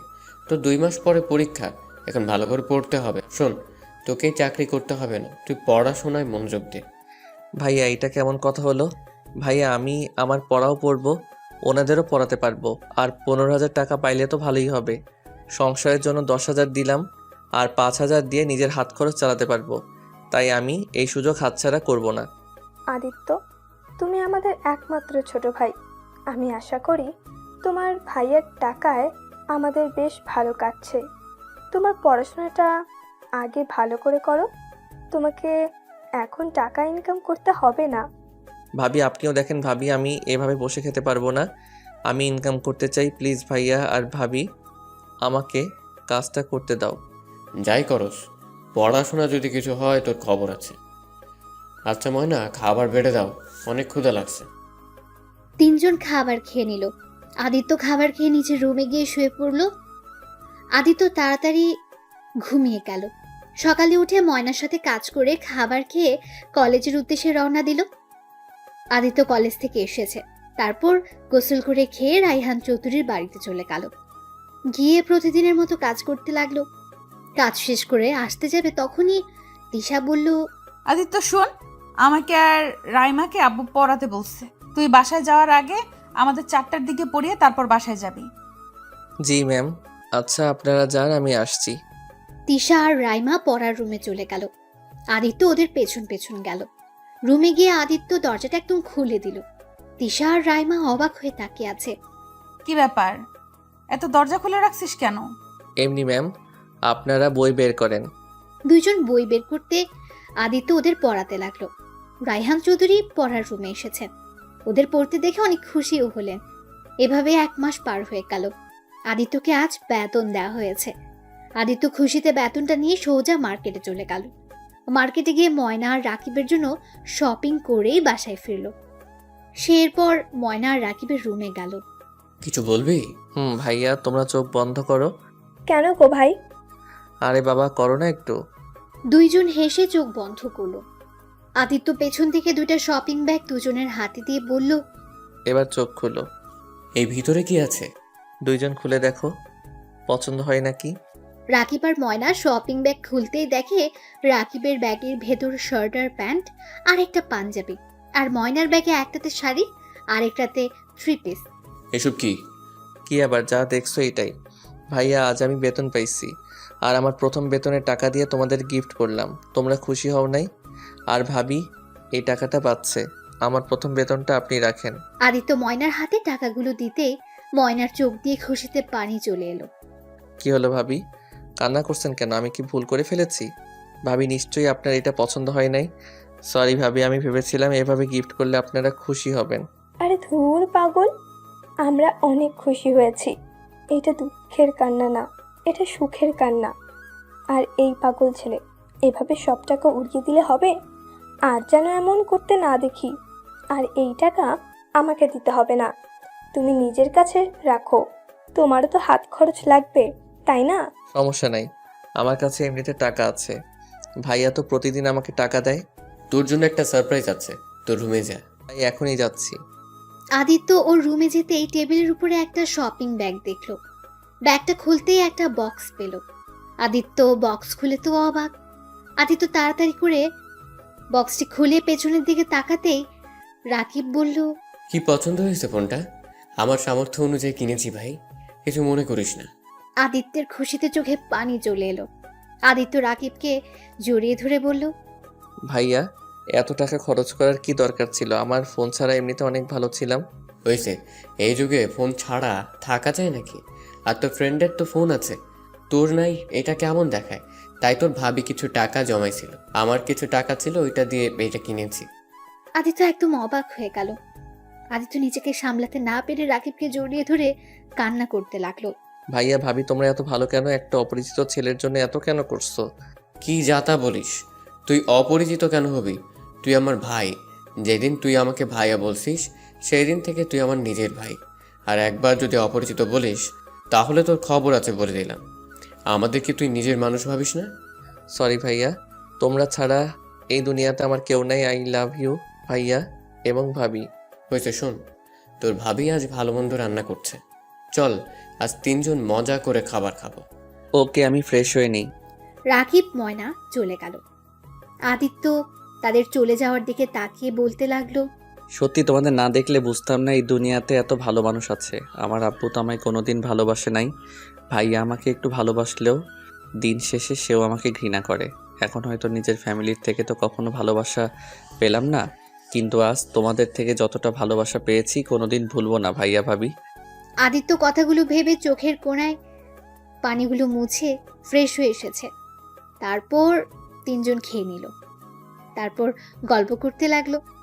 বিকেলের দিকে আদিত্য রায়হান চৌধুরীর বাড়িতে গেল। গিয়ে আবার প্রতিদিনের মতো কাজ করতে লাগলো। 4টার দিকে প্রাইভেট পড়াতে লাগলো। আজ আর রাইমা নেই, শুধু তিশাই পড়ছে। তিশা হুট করে আদিত্যের হাতের উপর নিজের হাত রাখতেই আদিত্য তাড়াতাড়ি করে নিজের হাত সরিয়ে নিল। তিশা বারবার আদিত্যের হাতে হাত রাখতে গেলে আদিত্য বুঝতে বাকি রইল না তিশার মনে খারাপ চিন্তা ঘুরপাক খাচ্ছে। ম্যাম, আজ আমি আসছি, বাসায় আমার কাজ আছে। আমার পড়া তো শেষ হয় নাই, আগে যেতে পারবে না? ম্যাম, আমাকে আপনি তুমি করে বলছেন কেন? কেন তুমি করে বলতে পারবো না নাকি? না মানে আপনি তো আমাকে তুই করে বলেন। অনেক ভেবে দেখলাম তুই তো আমার 1 বছরের সিনিয়র, তাই তোকে তুমি বলা উচিত। আচ্ছা শোন, আগামীকাল আমি শহরে যাব, তুই আমার সাথে যাবি। না মানে ম্যাম, আমার কাজ তো আপনাদের বাড়িতে, আর আপনাদের পড়ানোর কাজ। আচ্ছা ম্যাম, আপনি থাকেন, আমি যাই। আদিত্য উঠে চলে গেল। তিশা আদিত্যের চলে যাওয়ার দিকে তাকিয়ে আছে। আদিত্য বাসায় গিয়ে দেখে রাকিব উঠানে বসে আছে, আর ময়না রাকিবের পায়ের কাছে বসে আছে। ভাইয়া, আজ কোথাও যাও নাই? যাবো ভাই। দেখো না ভাই, তোমার ভাইয়ার শরীরটা অনেক খারাপ, জ্বরে গা পুড়ে যাচ্ছে, আর সেখানে নাকি ওই গাড়ি নিয়ে বের হবে। কতবার বুঝাচ্ছি, একটুও শুনছে না। ভাইয়া, তোমার জ্বর আর তুমি গাড়ি নিয়ে বের হবে মানে? তোমাকে কোথাও যেতে হবে না, আমি তোমার হয়ে ড্রাইভিং করব। তুমি বাসায় রেস্ট নাও। তুই পাগলের মতো বকছিস? তুই কি ড্রাইভ করতে পারিস? হ্যাঁ, মোটামুটি পারি। তুই কিভাবে পারস? আমার নিজের তো গাড়ি ছিল। মানে আমি যে আগে যার বাসায় কাজ করতাম ওইখানে তো ড্রাইভিংও শিখেছিলাম। ও আচ্ছা, কিন্তু তুই পারবি তো? হ্যাঁ পারবো। এখন গাড়ির চাবিটা দাও। আদিত্য রাকিবের রুমে গিয়ে চাবিটা নিয়ে গাড়ি নিয়ে রায়হান চৌধুরীর বাড়িতে গেল। বাসায় গিয়ে রায়হান চৌধুরী অবাক হয়ে বলল, কি ব্যাপার আদিত্য, তুমি এখানে কেন? রাকিব কোথায়? আসলে স্যার, ভাইয়া অনেক অসুস্থ, তাই আমি ড্রাইভিং করব। তুমি পারো তো? জি পারি। আদিত্য দরজা খুলে দিলে রায়হান চৌধুরী আর তিশা গাড়িতে উঠে বসলো। আদিত্য ড্রাইভিং করতে লাগলো। আদিত্য শহরের পথে রওনা দিল। প্রায় 3 ঘন্টা পর ঢাকা চলে আসলো। আদিত্য, তোমাকে যে ঠিকানা দিলাম ওইটাতে চলো। আগামীকাল মিটিং করতে হবে। তিশাকে নামিয়ে দিয়ে আমরা হোটেলে চলে যাব। কোন ঠিকানা স্যার? আমার তো ঠিক মনে নাই। রায়হান চৌধুরী যে ঠিকানা দিল, আদিত্য থতমত খেয়ে গেল। আদিত্য ঢোক গেল, এরপর রওনা দিল। আদিত্যের বাড়িতে তিশা নামবে। আদিত্য বুঝতে পারছে না তিশা ওদের সম্পর্কে কি হয়। আদিত্য ওইদিকে গিয়ে তিশাকে নামিয়ে দিয়ে বেশি দেরি না করে রায়হান চৌধুরীকে নিয়ে চলে আসলো। আদিত্য, তুমি তো সব দিকে এক্সপার্ট। ও তেমন কিছু না। আচ্ছা স্যার, একটা কথা বলবো। হ্যাঁ বলো। তিশা ম্যামকে যে রেখে আসলাম, ওইটা কার বাসা ছিল? ওইটা আমার ভাইয়ের বাসা। তা আপনি গেলেন না কেন? ওনাদের সাথে তো দেখা করা উচিত ছিল। আদিত্য বেশি না বুঝে নিজের কাজ করো। আদিত্য আর কিছু বলল না। আদিত্য মাথায় ঘুরপাক খেতে লাগলো আর ভাবতে লাগলো, আল্লাহ জানে আমার কোনো ছবি আবার বাড়িতে নাই তো। থাকলে তো আমাকে চিনে ফেলবে না। আব্বু তো অনেক আগে আমার সব কিছু উড়িয়ে ফেলছিল, আর তো ছবি ওঠা হয় নাই। আদিত্য কথাগুলো ভাবতে ভাবতে হোটেলের সামনে নেমে দুজনের দুটো রুম বুক করে নিল। সেখানে গিয়ে দুজন উঠল। আদিত্য ফ্রেশ হয়ে রাগিবকে ফোন দিল। ভাই পৌঁছে গেছোস? হ্যাঁ ভাইয়া, কি করো? ভাবি কোথায়? এই তো আমার পাশে, কথা বলবি নাকি? আদিত্য ময়নার সাথে কথা বলতে লাগলো। অনেকক্ষণ কথা বলে ময়না রাকিবের কাছে দিল। আচ্ছা ভাইয়া, একটা কথা বলবে? হ্যাঁ বল। ভাইয়া, সাইফুল চৌধুরীর সাথে রায়হান চৌধুরীর সম্পর্ক কি? ওনারা তো দুই ভাই, কেন কি হয়েছে? কি দুই ভাই মানে? হ্যাঁ দুই ভাই, এত অবাক কেন হচ্ছিস? না কিছু না। আচ্ছা ভাইয়া থাকো, ঘুমাবো। আদিত্য ফোনটা রেখে খাবার খেয়ে ঘুমিয়ে গেল। তিশার ফোন আসলো। আদিত্য রিসিভ করলো। আদিত্য, কই তুমি? শোনো, আব্বুকে বলো এখানে আসতে। সাইফুল চাচু অনেক অসুস্থ, তাড়াতাড়ি আব্বু যেন হসপিটালে চলে আসে। আদিত্য কথাটা শুনে থমকে গেল। আদিত্যের হাত পা যেন ঠান্ডা হয়ে আসছে। আদিত্য তিশার ডাকে বাস্তবে ফিরে কাঁপা কাঁপা কণ্ঠে বলল, কি হয়েছে ওনার? উফ, এত কথা বলতে পারবো না, তুমি আব্বুকে বলো উনি অ্যাক্সিডেন্ট করেছে, তাড়াতাড়ি আসতে বলো। রাগ অভিমান ভেঙে যেন আসে। চাচুর অবস্থা অতটা ভালো না। ওকে, আসছি। আদিত্য ফোনটা কেটে দিতে চোখ দিয়ে নিজের অজান্তে পানি গড়িয়ে পড়তে লাগলো। আদিত্য খাটের উপর ঠাস করে বসে পড়ল। সে কান্না বন্ধ করে দিয়ে তাড়াতাড়ি চোখ মুছে রায়হান চৌধুরীর রুমে গিয়ে নক করলো। কি হয়েছে আদিত্য, কিছু বলবে? স্যার, আপনার ভাই নাকি অ্যাক্সিডেন্ট করছে, তিশা ম্যাম এখনই যেতে বললো। রায়হান চৌধুরী কথাটা শুনে যেন থমকে গেল। তার চোখে পানি চলে আসলো। আদিত্য বলল, স্যার আপনি রেডি হয়ে নিন, আমি গাড়ি বের করছি। তুমি তাড়াতাড়ি বের করো, আমি এখনই আসছি। আদিত্য বের হয়ে গেল। রায়হান চৌধুরী আসলে আদিত্য গাড়ি নিয়ে রওনা দিল। সিটি হসপিটালের উদ্দেশ্যে বের হলো। অনেক স্পিডে চালাতে লাগলো। 30 মিনিটের মধ্যে হসপিটালে চলে আসলো। রায়হান চৌধুরী আদিত্যকে গাড়িতে থাকতে বলে চলে গেলেন। আদিত্য মুখে মাস্ক পরে নিয়ে গাড়িতে অপেক্ষা করতে লাগলো। আদিত্যের মন যেন ছটফট করতে লাগলো নিজের আব্বুকে দেখার জন্য। আদিত্য সহ্য করতে না পেরে চলে গেল উপরে। আদিত্য ওর আব্বুর ক্যাবিন খুঁজে বের করলো। গিয়ে দেখে সবাই দাঁড়িয়ে আছে। তুলিকে দেখে আদিত্যের রাগ উঠে গেল। আদিত্য দূর থেকে লক্ষ্য করলো আদিত্য ওর ভাইকে দেখে অবাক হয়ে গেল। মোটা তাজা মানুষটা একদম শুকিয়ে গেছে। আদিত্য ভাবতেও পারছে না হঠাৎ করে আদিত্যের দিকে ওর ভাইয়ের চোখ পড়লে আদিত্য ঘুরে দাঁড়ায়। আদিত্যের আব্বুকে রক্ত দিতে হবে শুনে আদিত্য থমকে দাঁড়ায়। ডাক্তার ক্যাবিনে আসলে আদিত্য ডাক্তারের কাছে গিয়ে রক্ত দেয়।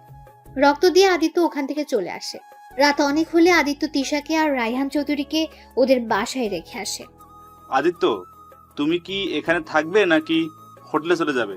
হোটেলে চলে যাই। আদিত্য কথাটা বলে ওদের থেকে বিদায় নিয়ে হোটেলে যায় না। আদিত্য লুকিয়ে হসপিটালে যায়। হসপিটালে গিয়ে লুকিয়ে ওর আব্বুর ক্যাবিনে ঢুকে পড়লো। আদিত্য ক্যাবিনের ভেতরে গিয়ে দেখে সাইফুল চৌধুরী বেডে শুয়ে আছে। পানি খাওয়ার গ্লাসটা নিতে গিয়েও পারছেন না। সাইফুল চৌধুরী পড়ে যেতে নিবে, সাথে সাথে আদিত্য ধরে ফেললো। আদিত্য সাইফুল চৌধুরীকে ভালো করে শুইয়ে দিয়ে পানি ঢেলে দিল। সাইফুল চৌধুরী পানি খেয়ে বলল, ধন্যবাদ। কে আপনি?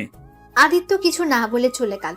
আদিত্য বাইরে থেকে সাইফুল চৌধুরীকে দেখতে লাগলো। এভাবে প্রতিদিন আদিত্য রাতে লুকিয়ে লুকিয়ে দেখতে আসে।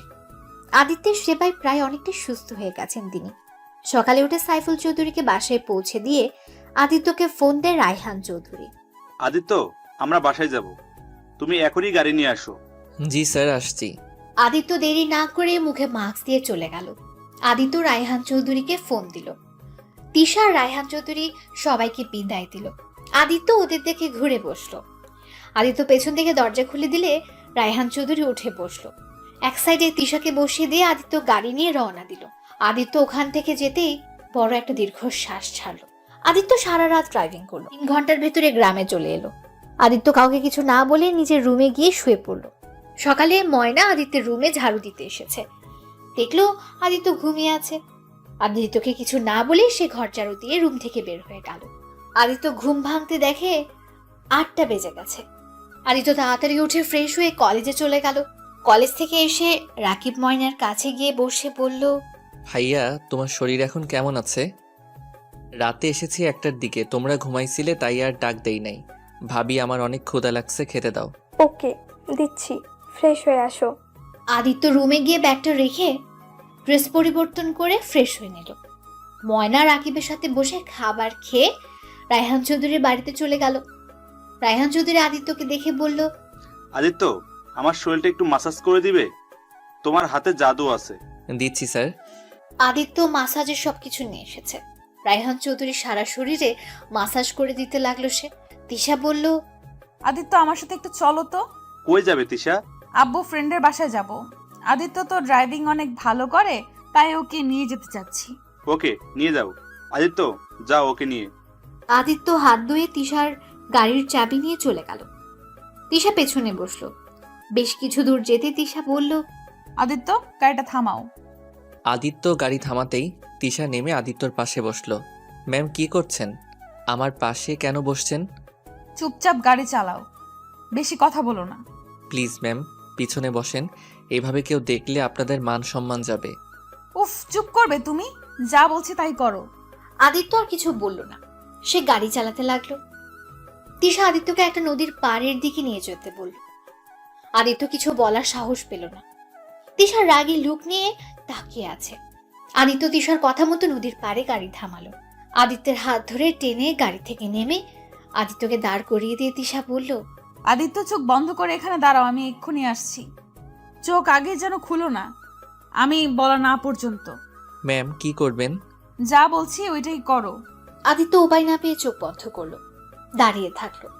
তিশা গাড়ির ডিকি থেকে একটা ফুলের তোড়া নিয়ে এসেছে। আদিত্যের সামনে হাঁটু গেড়ে বসে বলল, চোখটা খোলো। আদিত্য চোখ খুলতে তিশা বলল, আদিত্য, আমি তোমাকে আমার জীবন সঙ্গী হিসেবে চাই। তুমি কি আমার সারা জীবনের পথ চলার সঙ্গী হবে? আমার ভবিষ্যতে বাচ্চার বাবা হবে কি? Aditya, I really really love you. I love you Aditya, I really love you.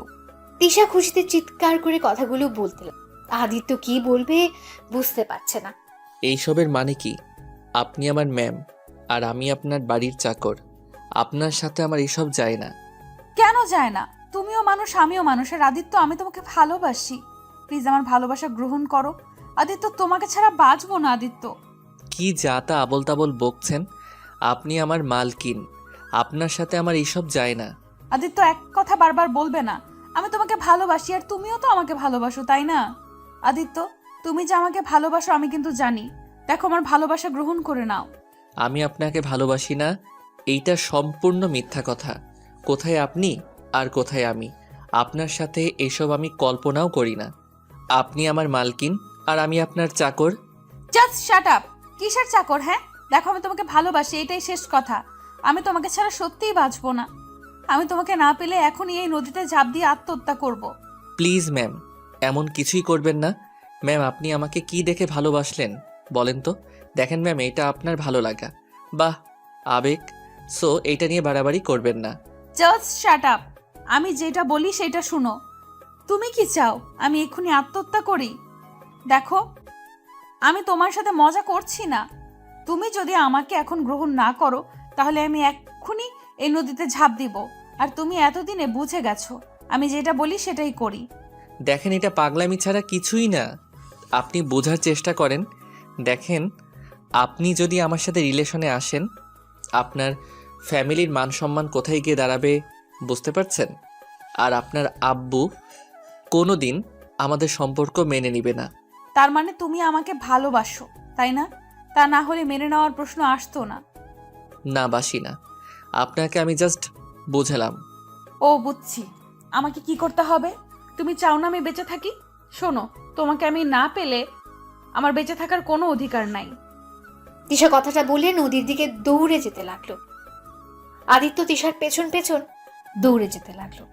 Tisha যেই ঝাঁপ দিতে যাবে সাথে সাথে আদিত্য তার হাত ধরে টেনে বুকের সাথে শক্ত করে জড়িয়ে ধরে বলল, এই পাগলি, কোথায় যাচ্ছ?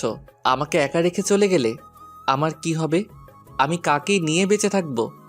এই পাগলি, তুমি কি বোঝো না আমি তোমাকে কতটা ভালোবাসি? তুমি ছাড়ো আমাকে, আমি বাঁচতে চাই না। আমি মরলে তো সবার ভালো। থাপ্পড় মারবো একটা। আরে পাগলি, আমার কথাটা শোনো। আমি কিছু শুনতে চাই না। I really love you. Tisha কথাটা বলে কান্না করতে। আদিত্য তিশার মাথায় হাত বুলিয়ে দিতে দিতে বলল, আই লাভ ইউ টু। এখন কান্না বন্ধ করো। সত্যি ভালোবাসো তো? হ্যাঁ, ভালোবাসি তোমাকে। কখনো বলার সাহস পাই নাই, বাট তুমি যে আমাকে ভালোবাসো এইটা আমি বিশ্বাস করতে পারছি না, কিন্তু তিশা আমাদের এই ভালোবাসাটা কখনো এক হবার নয়। আমাদের ভালোবাসাটা দূর থেকে সুন্দর থাকবে। মানে কি বলছো? ওই পাশে বসি তারপর বলি। না, এখানে বলো। দেখো তিশা, এইটা সত্যি, আমি তোমাকে ভালোবাসি, কিন্তু তিশা আমি একটা ড্রাইভারের ভাই, আর তোমার বাড়িতেও কাজ করে খাই, সেখানে তোমার সাথে আমার যায় না। তোমার আব্বু যদি এটা জানতে পারে তাহলে অনেক কষ্ট পাবে। উনি আমাকে অনেক ভালোবাসা দিয়েছে, আমি ওনার ভালোবাসার সাথে বেইমানি করতে পারবো না। আমার ভালোবাসার চেয়ে কি তোমার কাছে আব্বুর ভালোবাসা বেশি দামি নাকি? হ্যাঁ অবশ্যই। উনি যদি আমাকে তোমাদের বাসায় চাকরি না দিত তাহলে আজ আমি তোমাকে পেতাম না, আর তোমাকে ভালোবাসতাম না। আর তোমার সাথে যদি রিলেশনে যাই, তোমার আব্বু নিশ্চয়ই ভাইয়াকে চাকরি থেকে বের করে দিবে, আর আমার জন্য ভাইয়ার ক্ষতি হোক এইটা আমি কোনো দিন মেনে নিতে পারবো না। আমার জীবন চলে গেলেও আমি আমার ভাইয়া ভাবির মনে কষ্ট দিতে পারবো না। আদিত্য, তুমি খালি নিজের স্বার্থটাই দেখলে। আদিত্য, আমি তোমাকে ভালোবাসি, বিশ্বাস করো। আমি তোমাকে ছাড়া বাঁচবো না। আমার মন প্রাণ সব দিয়ে আমি তোমাকে ভালোবাসি। প্রতিটা রাত আমি তোমার কথা না ভেবে ঘুমাতে পারি না। পড়ার ফাঁকে তোমাকে দেখতে আমার ভীষণ ভালো লাগে। তোমাকে দেখতে না পেলে যেন দম বন্ধ হয়ে আসে। প্লিজ আদিত্য, আমাকে ফিরিয়ে দিও না। তিশা, এখন তোমার আবেগ কাজ করছে। শোনো, একটা কথা বলি, এই দুনিয়াটা স্বার্থপর দুনিয়া। এখানে কেউ কারোর জন্য মরতে পারে না। তুমি বলছো তুমি আমাকে ছাড়া বাঁচবে না, তা কি করবে? আমাকে না পেলে আত্মহত্যা করবে নাকি? করলে লাভ কি হবে? তিশা, তোমাকে ছাড়া আমি ভালোই থাকবো। কারো জন্য কারো জীবন থেমে থাকে না। তুমি বিয়েটা করে ফেলো, দেখো স্বামী সন্তান পেয়ে আমাকে ভুলে যাবে, তখন নিজের সংসার নিয়ে ব্যস্ত হয়ে যাবে। এখন তোমার আবেগ কাজ করছে, বুঝছো? যাই হোক, এইসব কথা এখানে থামিয়ে দেওয়া ভালো। তোমার কি মনে হয় আমি তোমাকে ভালোবাসি না? আমি আবেগের বশে আমি এসব করছি? আমি কখন বললাম তুমি আমাকে ভালোবাসো না? আদিত্য, তুমি যখন জানো তারপর কেন আমার সাথে এমন করছো? আদিত্য, আমি তোমাকে স্বামী হিসেবে পেতে চাই, আর কাউকে না। বাজে কথা বলো না। আর 5 দিন পর তোমার বিয়ে হবে, আর এখন এইসব নিয়ে না ভেবে তোমার বিয়ের কথা ভাবো। আমি বিয়ে করব না। আমি আজই আব্বুকে বলে দিব আমি তোমাকে ভালোবাসি। যদি না মেনে নেয় তাহলে আমি আত্মহত্যা করব। তুমি যদি আমাকে ভালোবাসো তাহলে তুমি এমন কিছুই করবে না। দেখো, তোমার আব্বু তোমাকে কোনো খারাপ ছেলের হাতে তুলে দিবে না নিশ্চয়ই। তোমাকে ভালো ছেলে দেখে বিয়ে দিচ্ছে। আমার মতো গরিব ছেলের সাথে কখনো কোনো বাবা বিয়ে দিবে না। আমি এত কিছু জানি না। আমার তোমাকে লাগবে, মানে তোমাকেই চাই। তিশা কথাগুলো বলে আদিত্যকে জড়িয়ে ধরে কান্না করতে লাগলো।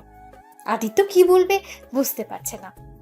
আদিত্য যে তিশাকে ভালোবাসে, আবার মাঝখানে তিশার ফ্যামিলির ভালোবাসা। তিশার ভালোবাসা গ্রহণ করলে ওর ফ্যামিলির সাথে বেইমানি করা হবে, আর ওর ফ্যামিলির ভালোবাসা দেখতে গেলে আদিত্যকে তার নিজের ভালো থাকার কারণটা হারিয়ে ফেলবে। আদিত্য বুঝতে পারছে না কি করবে। আদিত্য 2 চোখ দিয়ে পানি বের হতে লাগলো। আদিত্য ভাবতে লাগলো, ছোট থেকে কারো ভালোবাসা তো পাই নাই, আজ এত ভালোবাসা পাইলাম, আর সেখানে নিজের ভালোবাসার মানুষের হাত ছেড়ে দিতে হবে। কখনোই তো আমি তিশাকে ভালোবাসতে চাই নাই। হে আল্লাহ, আমি কেন ওকে ভালোবেসে ফেললাম? আজ নিজের ফ্যামিলি থাকলে আমি আজ ওকে এভাবে ফিরিয়ে দিতাম না। তিশা, তুমি আমাকে ক্ষমা করে দাও। আমি তোমাকে নিজের করতে চাইলেও পারছি না। তো তিশাকে ধাক্কা দিয়ে সরিয়ে দিয়ে বলল, ম্যাম, আপনার সাথে কেমন নাটক করলাম?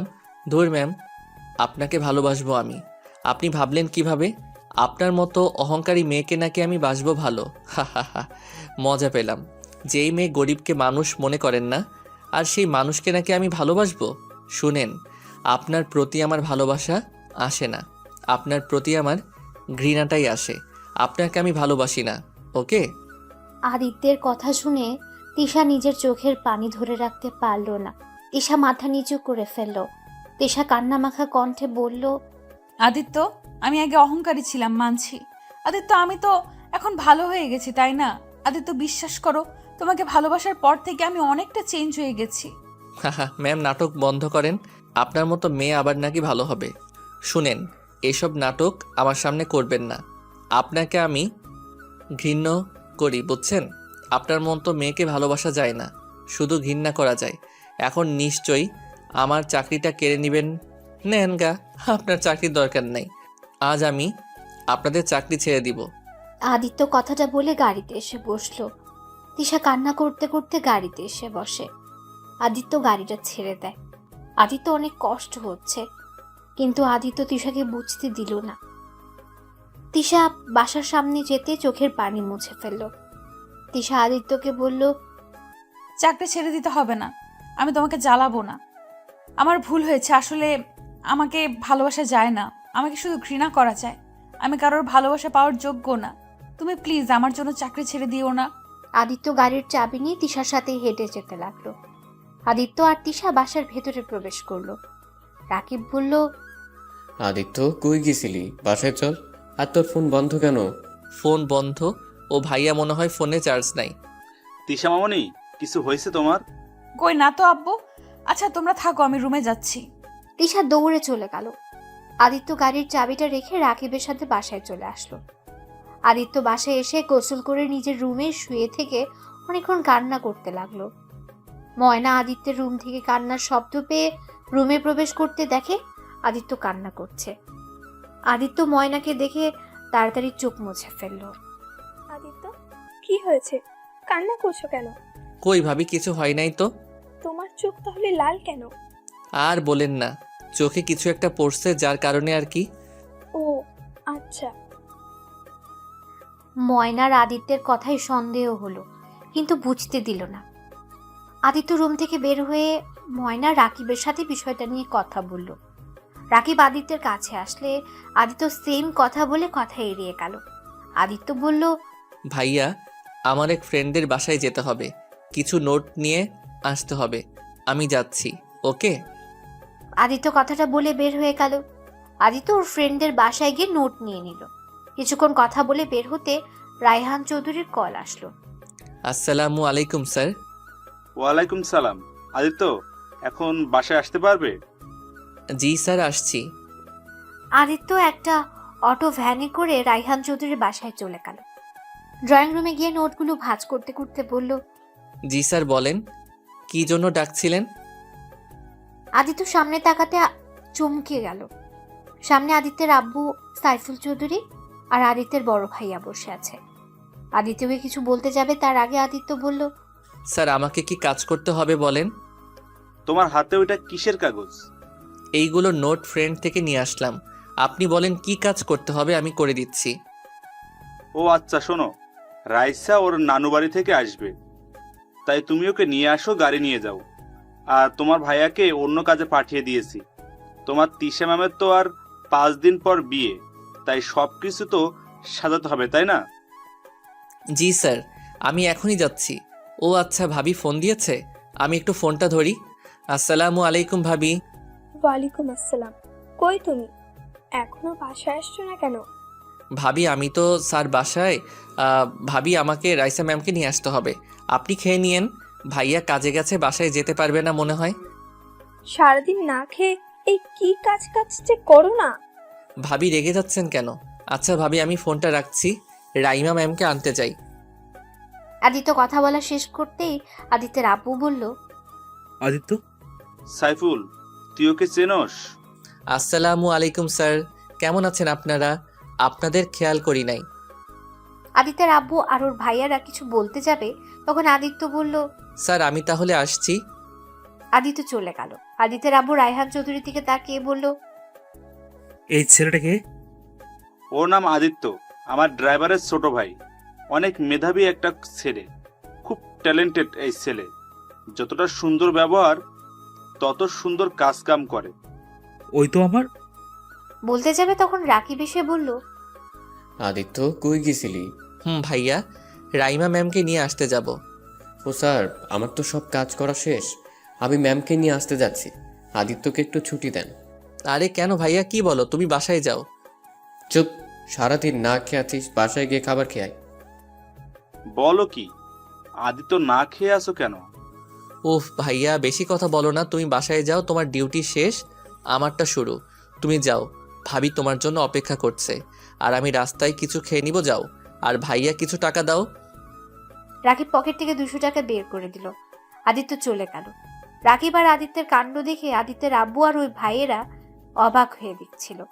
রায়হান চৌধুরী হেসে বলল, তাহলে আর কি, তুমি বাসায় যাও। তোমাদের দুই ভাইয়ের ব্যবহার দেখলে আমার আর সাইফুলের কথা মনে পড়ে যায়। আমরাও ছোটবেলায় এমন ছিলাম। আসলে কি বলবো স্যার, ভাইটা অনেক ফাজিল হয়ে যাচ্ছে দিন দিন। স্যার আমি তাহলে বাসায় যাচ্ছি। রাকিব ওখান থেকে বিদায় নিয়ে চলে গেল। আদিত্য রাইমাকে নিয়ে চলে আসে। এসে দেখে তুলি আর তিশা বসে আছে। তুলি আদিত্যকে দেখে চমকে গেল। আদিত্য, তুমি এখানে? ভাবি আদিত্যকে চেনেন আপনি? আসসালামু আলাইকুম ম্যাম, ভালো আছেন? ওয়ালাইকুম আসসালাম। হ্যাঁ ভালো। আদিত্য তুমি? ম্যাম, আপনাকে অনেক দিন পর দেখলাম, ভালো লাগলো আপনার সাথে দেখা হয়ে। আদিত্য শোনো, আম্মু তোমাকে ডাকছে। আদিত্য রান্নাঘরে গেলে আদিত্যকে 2 কাপ চা দিল। আদিত্যকে ওর আব্বু আর ভাইয়াকে চা দিয়ে আসতে বলল। উপায়ও নেই যে না করে দেবে। আদিত্য না চাইতেই নিয়ে যেতে হলো। আদিত্য পেছন পেছন তুলে যেতে লাগলো। আদিত্য রুমের সামনে গিয়ে বলল, স্যার আসবো? তুলে আদিত্যের হাত ধরে রুমের ভেতর টেনে নিয়ে গিয়ে দরজা লাগিয়ে দিল। আদিত্য বলল, ম্যাম কি করছেন? আমাকে ছাড়েন।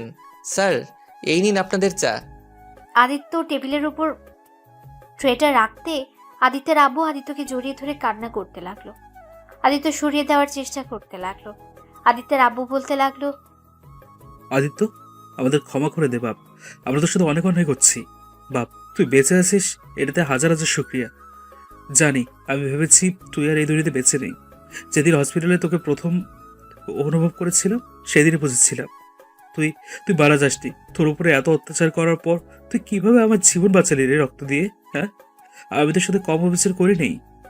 হ্যাঁ, তারপর তারপর তুই কিভাবে এত ভালোবাসিস আমারে?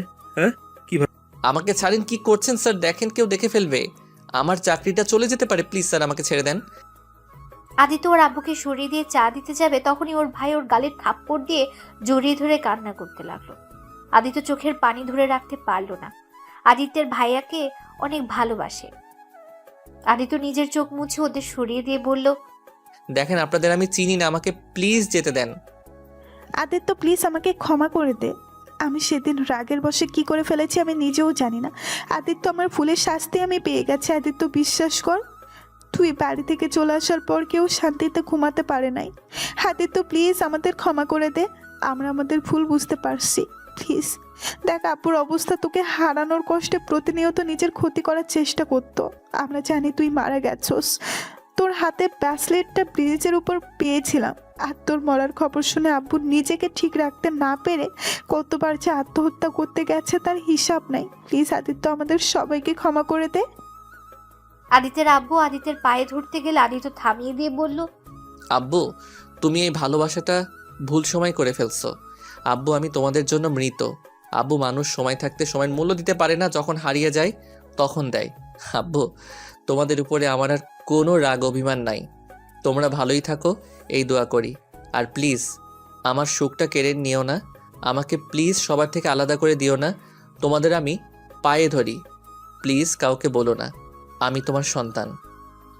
আদিত্য পায়ে ধরতে গেলে আদিত্যের আব্বু বুকে জড়িয়ে বলল, আমার সন্তানকে আমি এভাবে দেখতে পারবো না। আমার ভাইয়ের বাড়িতে আমার ছেলে চাকর, এটা আমি মেনে নিতে পারছি না। আসলে আব্বু, তোমার বাড়িতে থাকতে হবে। আমি তোমার ছেলে ছিলাম, বাড়িতে কাজ করলে আমায় খেতে দিতে, পড়ার সুযোগ দিতে। আর দেখো, যাদের চিনতাম না তারা আমাকে এত ভালোবাসা দিয়েছে যে যা আমার নিজের বাবা ভাইও দেয় নাই।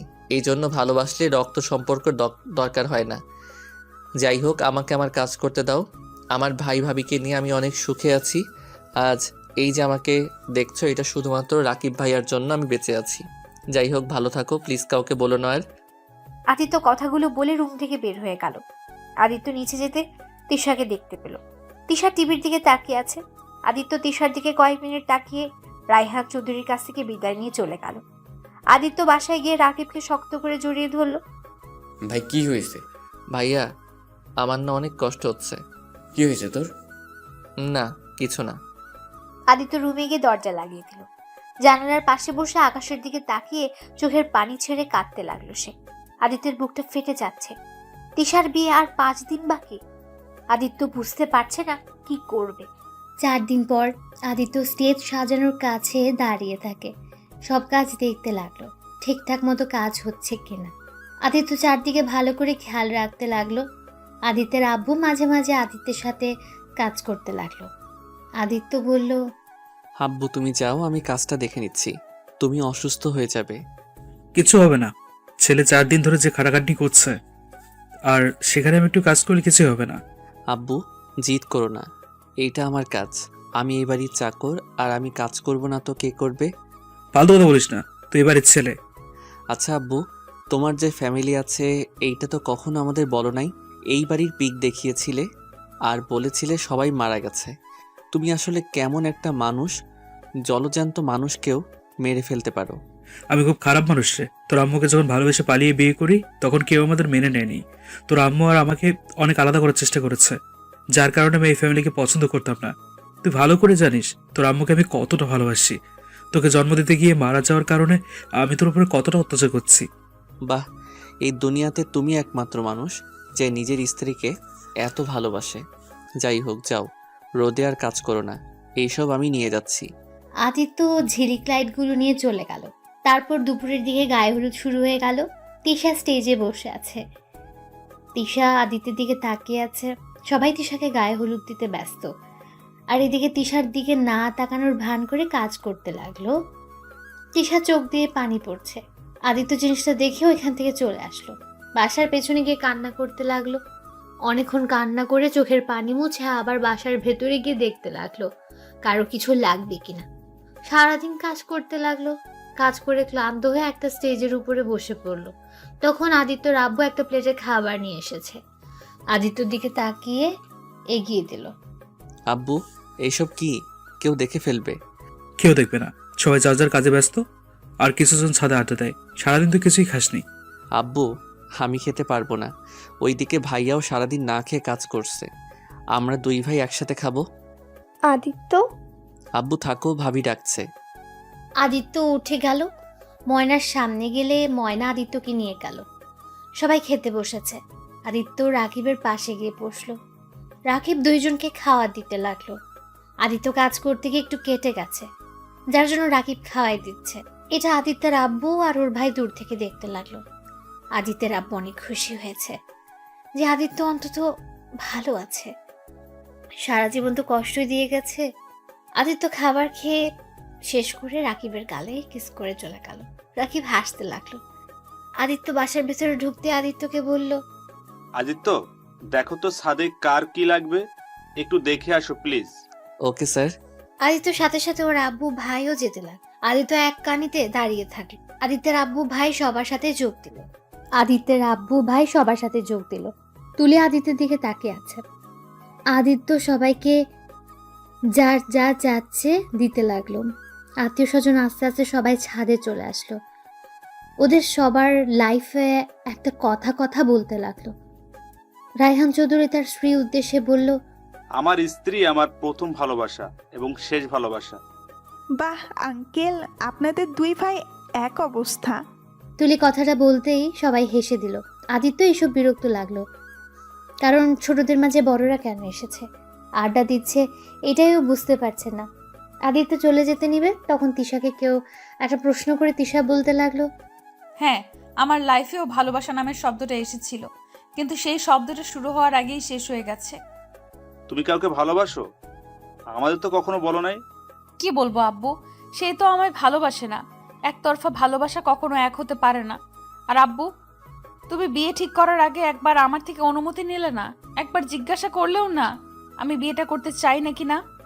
জানো আব্বু, আমার সন্তান হলে আমি সবার প্রথমে জিজ্ঞেস করব তারা কেউ কাউকে ভালোবাসে কিনা, তারা কি চায়, সেটা সব সময় বোঝার চেষ্টা করব। কখনো আমার সন্তানদের উপর সব কিছু জোর করে তুলে দিব না। তিশার চোখ দিয়ে টপ টপ করে পানি পড়তে লাগলো। তিশার এমন কথা শুনে সবাই চুপ হয়ে গেল। কারো মুখে কোনো কথা নেই। রায়হান চৌধুরী তিশার চোখের পানিগুলো বুকের ভেতরে নিয়ে আছে। রায়হান চৌধুরী কি বলবে বুঝতে পারছে না। যাই হোক, সবাইকে চুপ করিয়ে দেওয়ার জন্য ক্ষমা চাচ্ছি। আর আব্বু, ভয় পেও না, আমি পালিয়ে যাব না। তুমি বিয়ে ঠিক করছো, আমি বিয়ে বসবো, তাই চিন্তা করো না। পালানোর হলে কবেই পালাতাম। বাহ, এই ছোট মেয়েটার সাথেও তোমরা এক কাজ করলে। এই জন্য তোমাদের আমার দেখতে ইচ্ছে করে না। তিশা মামনি, এখনো সময় আছে। তুমি কাকে ভালোবাসো আমাকে বলো, আমি নিজেই তোমাকে তার হাত তুলে দেবো। থাক চাচ্ছু, লাগবে না। আমাকে সে ভালোবাসে না। আমি তো একটা অহংকারী মেয়ে। অহংকারী মেয়েরা কারো ভালোবাসা পাওয়ার যোগ্য না। কথাটা বলে তিশা কান্না করতে করতে দৌড়ে চলে গেল। আদিত্য কোনো মতে নিজেকে সামলে নিল। আমি বড্ড ভুল করে ফেলছি। আমার আসলেই উচিত ছিল তিশার সাথে পরামর্শ করা, আর ওই কাকে ভালোবাসে আমার জানা উচিত ছিল। এখনো সময় আছে। দেখো ভাইয়া, এভাবে বিয়ে দিলে ওই কখনোই সুখী হবে না। সারা জীবন তোমার প্রতি ওর ঘৃণা জমে থাকবে। আচ্ছা, আমি আসছি। রায়হান চৌধুরী নিচে চলে গেল, সাথে সবাই এক এক করে নিচে চলে গেল। আদিত্য আকাশের দিকে তাকিয়ে থাকলো। এ আকাশ, বলো না আমার কি করা উচিত? আমার যে এইসব আর সহ্য হচ্ছে না। আমি কিভাবে বলবো চাচ্চুকে আমি তার মেয়েকে ভালোবাসি? সেই তো কোনোদিন আমাকে মেনে নিবে না। তার নুন খেয়ে আমি তার মেয়েকে ভালোবেসে ফেলছি। তিশা ভালো একটা ছেলের সাথে বিয়ে হতে যাচ্ছে। আমি কিভাবে তিশাকে আমার লাইফের সাথে জড়াবো? আমার সব থেকেও যে নাই। আল্লাহ, আমি যাকে ভালোবাসি সেই আমার লাইফ থেকে কেন চলে যায়? আদিত্য কথাগুলো বলে হাঁটু গেড়ে বসে কান্না করতে লাগলো। আদিত্য কান্না করতে করতে ওখান থেকে ঘুমিয়ে যায়। সকালে তিশা ছাদে আসতে দেখে আদিত্য পড়ে আছে। তিশা দৌড়ে গিয়ে আদিত্যের মাথা কোলে তুলে নিয়ে বলল, এই আদিত্য, কি হয়েছে তোমার? আদিত্য, শুনতে পারছো? আদিত্যের ঘুম ভাঙতে তিশার কোলে দেখে লাফ দিয়ে উঠে পড়লো। আদিত্য তিশার দিকে তাকানোর সাহসটুকুও নাই। আদিত্য ওখান থেকে চলে যেতে নিল। আদিত্য, একটা কথা বলবো? বলেন। আর মাত্র এই দিনটাই, তারপর তো অন্যের ঘরের বউ হয়ে যাব। আদিত্য, আমার লাস্ট বারের মতো একটা কথা শুনবে? বলেন, শোনার মতো হলে শুনবো। চিলেকোঠের ভেতরে একটু আসবে? তোমার কোলে একটু লাস্ট বারের মতো মাথা দিয়ে ঘুমাতে চাই। মানে ঠিক বুঝতে পারলাম না। বুঝতে হবে না, তুমি প্লিজ আমাকে একবার তোমার কোলে শুইতে দাও। আমি আর কোনো দিন তোমায় কিচ্ছু আবদার করব না। ওকে, বাট বেশিক্ষণ পারবো না, কারণ আমার কাজ আছে। ওকে, 5 মিনিট থাকলেই চলবে। আদিত্য চিলেকোঠার ভেতর দিয়ে গেলে তিশাও গেল। আদিত্য খাটের উপরে বসতে তিশা ছোট বাচ্চাদের মতো মাথা দিয়ে শুয়ে পড়লো। তিশা শুয়ে থেকে আদিত্যকে বলল, একটু কপালে চুমু দিয়ে মাথায় হাত বুলিয়ে দাও না একটু। পারবো না। শুয়ে থাকতে চাইছেন, থাকেন। তিশা লক্ষ্মী মেয়ের মতো শুয়ে আছে। তিশার চোখের পানিতে আদিত্যের প্যান্ট ভিজে যেতে লাগলো। আদিত্য নিজের অজান্তে তিশার মাথায় হাত বুলিয়ে দিতে লাগলো। আদিত্যের চোখে এক ফোঁটা চোখের পানি পড়তে যাবে, সাথে সাথে তিশা হাত দিয়ে ধরে বলল, আমি তো চলে যাচ্ছি তোমাকে ছেড়ে। তুমি তো খুশি, তাই না? এই চোখের পানিটা আর কখনো পড়তে দিও না। এই চোখের পানিটা পড়লে আমার অনেক কষ্ট হয়। আচ্ছা, চলে যাও, 5 মিনিট হয়ে গেছে। আদিত্য চলে যেতে নিলে তিশা পেছন থেকে জড়িয়ে ধরে কান্না করতে লাগলো। আদিত্য চোখ বন্ধ করে ফেললো। আদিত্য তিশার হাত সরিয়ে দিয়ে নিজে চলে গেল। আদিত্য সবার সাথে হাসি হাসি মুখে আবার সব দিক দেখাশোনা করতে লাগলো। 7টার দিকে বরের গাড়ি চলে আসলো। সবাই আনন্দ করছে, বর এসেছে বলে সবাই হই হুল্লোড় করতে লাগলো। আদিত্য এদিকে কাজ নিয়ে পড়ে আছে। 8টার দিকে বিয়ে পড়াতে লাগলো। আদিত্য একপাশে দাঁড়িয়ে তাকিয়ে আছে। তিশা আদিত্যের দিকে তাকিয়ে আছে। তিশাকে সাইন করতে বললে তিশা সাইন করে না। তিশা আদিত্যের দিকে তাকাতে আদিত্য মিষ্টি করে হাসি দেয়। তিশা কিন্তু এক নজরে তাকিয়ে আছে। আদিত্যের বিষয়টা ভালো ঠেকলো না। আদিত্যের মনে পড়ে গেল ছাদের কথা। আদিত্য দৌড়ে সবাইকে ধাক্কা দিয়ে সরিয়ে তিশার কাছে গিয়ে ধরতে সবাই অবাক হয়ে তাকালো। আদিত্যের চোখে পানি ছেড়ে বলল, তিশা। তিশা চোখ দিয়ে এক ফোঁটা পানি টপ করে পড়ল। তিশা বলল, ভালো থেকো আদিত্য। তোমাকে তো পেলাম না, তাই এই দুনিয়াতে বেঁচে থাকারও কোনো অধিকার আমার নাই। না না তিশা, এমনভাবে বলো না। তোমার কিছু হবে না, আমি তোমার কিছু হতে দিব না। তিশা আদিত্যের বুকে ঢলে পড়ল। তিশার মুখ দিয়ে ফেনা বের হতে লাগলো। পুরো বাড়ি হইচই শুরু হয়ে গেল। আদিত্য তিশাকে কোলে তুলে বলল, তিশা, তোমার কিছু হবে না তিশা। ভাইয়া প্লিজ গাড়ি বের করো। ভাইয়া, ওর কিছু হলে আমি বাঁচবো না ভাইয়া। আমি এখনই বের করছি।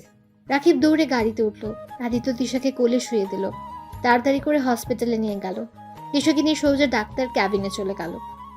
আদিত্য রাকিবকে জড়িয়ে ধরে কান্না করতে লাগলো। তিশার আব্বু আম্মু, আদিত্যের আব্বু, ভাই, ভাবি, ময়না চলে এসেছে। আদিত্যের আব্বু ওর কাঁধে হাত রাখতে আদিত্য ওর আব্বুকে জড়িয়ে ধরে বলল, আব্বু, আমার সাথে কেন এমন হয়? আব্বু, আমি যাকে ভালোবাসি সেই জিনিসটা কেন আমার থেকে দূরে চলে যায়? কখনো মায়ের ভালোবাসা পাই নাই। মায়ের ভালোবাসা, বাবার ভালোবাসা কি সেইটাও জানি না। আর যখনই একজনের ভালোবাসা পেলাম তখন তাকে দূরে সরিয়ে দিলাম। আব্বু, আমার খুব কষ্ট হচ্ছে আব্বু। আব্বু আমি আর নিতে পারছি না আব্বু। আব্বু আমি তিশাকে ছাড়া বাঁচবো না আব্বু। আদিত্য কান্নায় ভেঙে পড়লো। আদিত্যের কান্না দেখে ওখানে সবাই কান্না করতে লাগলো। আদিত্যের আব্বু বলল, তুই শান্ত হ দিশা, কিচ্ছু হবে না। আর তুই তিশাকে ভালোবাসো। আমাকে আমাকে কেন আগে বলিসনি তুই? হ্যাঁ, বললে তো আজ এমন হতো না, তাই না? কি বলতাম আব্বু? যার নুন খেয়েছি তার সাথে বেইমানি করতাম কিভাবে? আমি সত্যি বুঝতে পারি নাই তিশা আমাকে সত্যি এতটা ভালোবাসে। আদিত্যকে ধরে ঠাস ঠাস করে থাপ্পড় মেরে দিলেন রায়হান চৌধুরী, আর কলার ধরে বললেন, তুমি তিশাকে ভালোবাসো? একবার কি আমাকে বলতে পারতে না? আমি তোমাকে বিশ্বাস করি এবং ভালোবাসি। আর তুমি কি আমার বিশ্বাস ভালোবাসার এই মূল্য দিলে? ছোট লোকের বাচ্চা হয়ে আমার মেয়ের দিকে হাত বাড়াস? তোকে আমি মেরে ফেলবো। আদিত্যকে রায়হান চৌধুরী মারতে লাগলো। তখনই রাকিব দৌড়ে এসেছে, রায়হান চৌধুরীর পায়ে ধরে বলল, স্যার, আমার ভাইকে ক্ষমা করে দেন, আমার ভাই ভুল করে ফেলেছে। রায়হান চৌধুরী রাকিবকে লাথি দিয়ে ফেলে দিল। আদিত্যের রাগ উঠে গেল। আদিত্যের চোখ দুটা লাল বর্ণ ধারণ করলো। রায়হান চৌধুরী আদিত্যকে বলল, তুই সব নষ্টের মূল। তোর ভাইকে এইসব তুই শিখাইছিস, তাই না? আমার মেয়ের সাথে প্রেম করলে আমার সব সম্পদ তোরা দুই ভাই মিলে আরাম আয়েসে কাটিয়ে দিতে পারোস, তাই না? কথাটা বলে রাকিবের কলার ধরে যেই মারতে যাবে, সাথে সাথে আদিত্য রায়হান চৌধুরীর হাত ধরে বলল, খবরদার, আমার ভাইয়ের গায়ে একটা ফুলের টোকা দিলে খুব খারাপ হয়ে যাবে। আমার ভাই এইসব জানতো না। আর আমার ভাই একজন সৎ এবং ভালো মানুষ। আমার ভাইকে নিয়ে কথা বলার আগে আপনার দুইবার ভেবে কথা বলা উচিত ছিল। আদিত্য, বেয়াদবি হয়ে যাচ্ছে কিন্তু। উনি তোমার চাচ্চু, ভুলে যেও না। আরে থামো তো চাচ্চু, তোমাকে আমি নিজের বাবা হিসেবে ঘৃণা করি। আর যেখানে তোমার ভাইকে আমার সম্মান করতে হবে নাকি? তোমার ভাইকে বলে দাও আমার ভাইকে নিয়ে উল্টাপাল্টা কথা না বলতে। এসব কি আদিত্য? ভাইয়া কিছু না ভাইয়া। আর ভাবি আপনারা বাসায় যান, আমি আমার বউকে নিয়ে আসছি। ওই তো ডাক্তার। আদিত্য ডাক্তারের কাছে যেতে শুনতে পেল তিশা এখন একদম ঠিক আছে। আদিত্য দৌড়ে ক্যাবিনের ভেতরে চলে গেল। তিশা শুয়ে আছে। আদিত্য তিশার পাশে এসে বসলো। আপনি এখানে কেন? কেন, কোথায় থাকার কথা ছিল শুনি? তোমাকে না থাপ্পড় মেরে একদম গালটা লাল করে দিতে ইচ্ছে করছে। তুমি আমাকে মারবে, তার থেকে মরে যাচ্ছিলাম, সেটাই তো ভালো ছিল। চুপ, আর একটু হলে কি হয়ে যাইতো? ওই তোমার মাথায় কি সমস্যা আছে? একটা গরিব ছেলের জন্য নিজের জীবন দিতে গেছিলে। নিজের মা বাবার ভালোবাসার কাছে কি এই ভালোবাসা বড় হলো নাকি? বোকা মেয়ে। বাবা মা সন্তানের ভালো কেন বোঝে না? যদি সন্তানকে বুঝতে পারতো তাহলে হয়তো আমার মতো হাজার ছেলেমেয়ের আত্মহত্যার পথ বেছে নিতে হইতো না। হইছে, অনেক বলছেন, এখন চলেন। কোথায় যাব? কোথায় আবার? আমাদের টিনের ঘরে। থাকতে পারবেন না আমার সাথে আমাদের টিনের ঘরেতে? না, থাকতে পারবো যদি তোমার বুকে আমায় জায়গা দাও। তুমি পাশে থাকলে আমি টিন কেন, ভাঙা ঘরে থাকতেও সমস্যা নেই। দরজার কাছে সবাই দাঁড়িয়ে আদিত্য আর তিশার কথা শুনছিল। ময়না আদিত্যের কাছে এসেছে, দাঁড়ালো। ভাবি আপনারা যান নাই? যাব। আগে আমার ছোট ভাইয়ের বউকে নিয়ে যাব। তিশা ম্যাম, আপনার আমাদের সাথে থাকতে কোনো সমস্যা হবে না তো? না ভাবি, আর আমাকে ম্যাম বলছেন কেন? আমি তো আপনার ছোট বোন হই। তাই তো ম্যাম কেন বলি।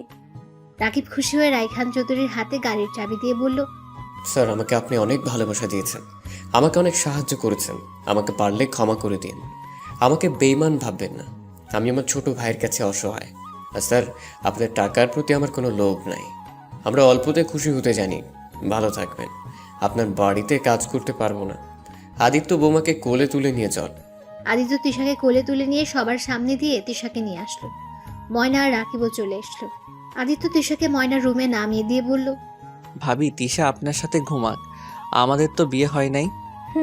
আচ্ছা, তুমি তিশার কাছে থাকো, আমি রান্না করি।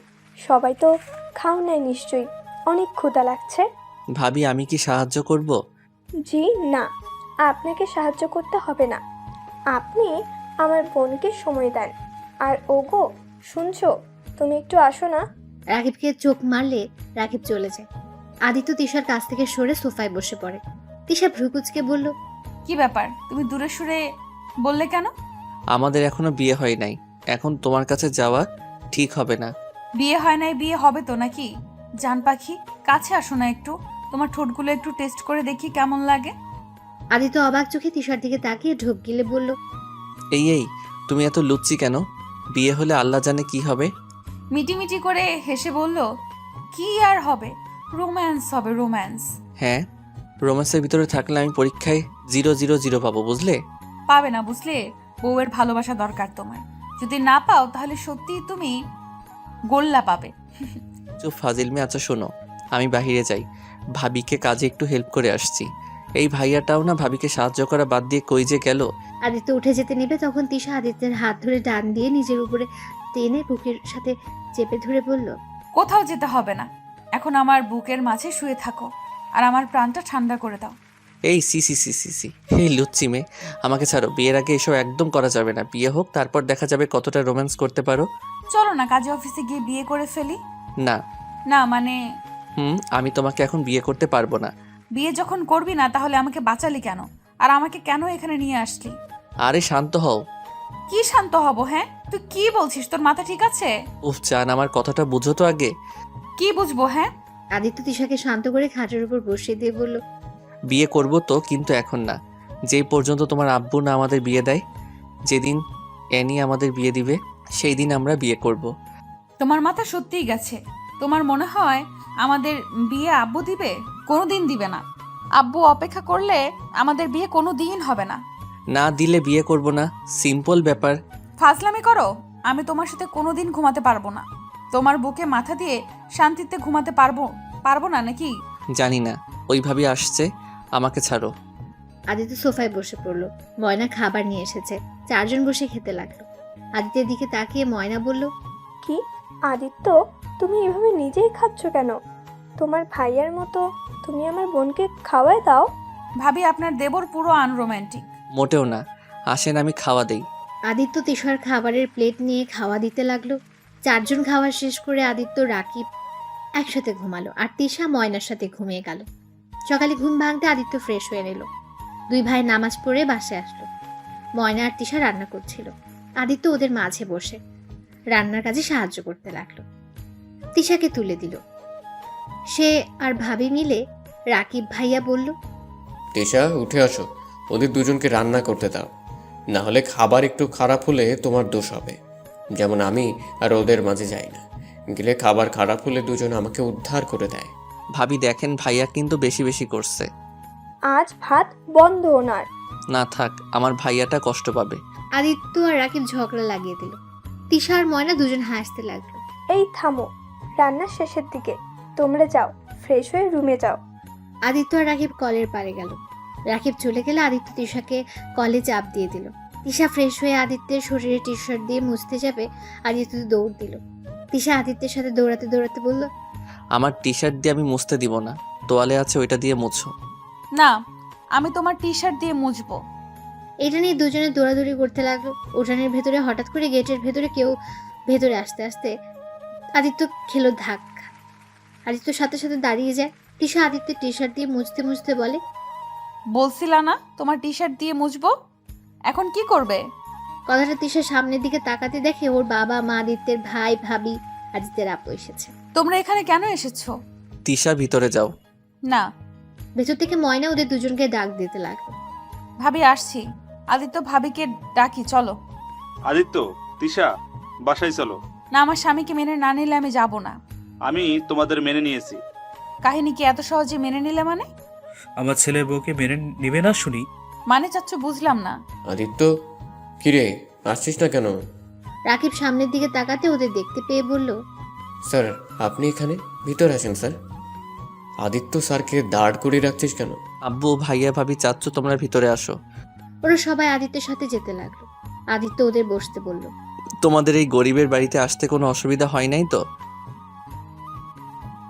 হা, সারা জীবন কি একই থাকবো নাকি?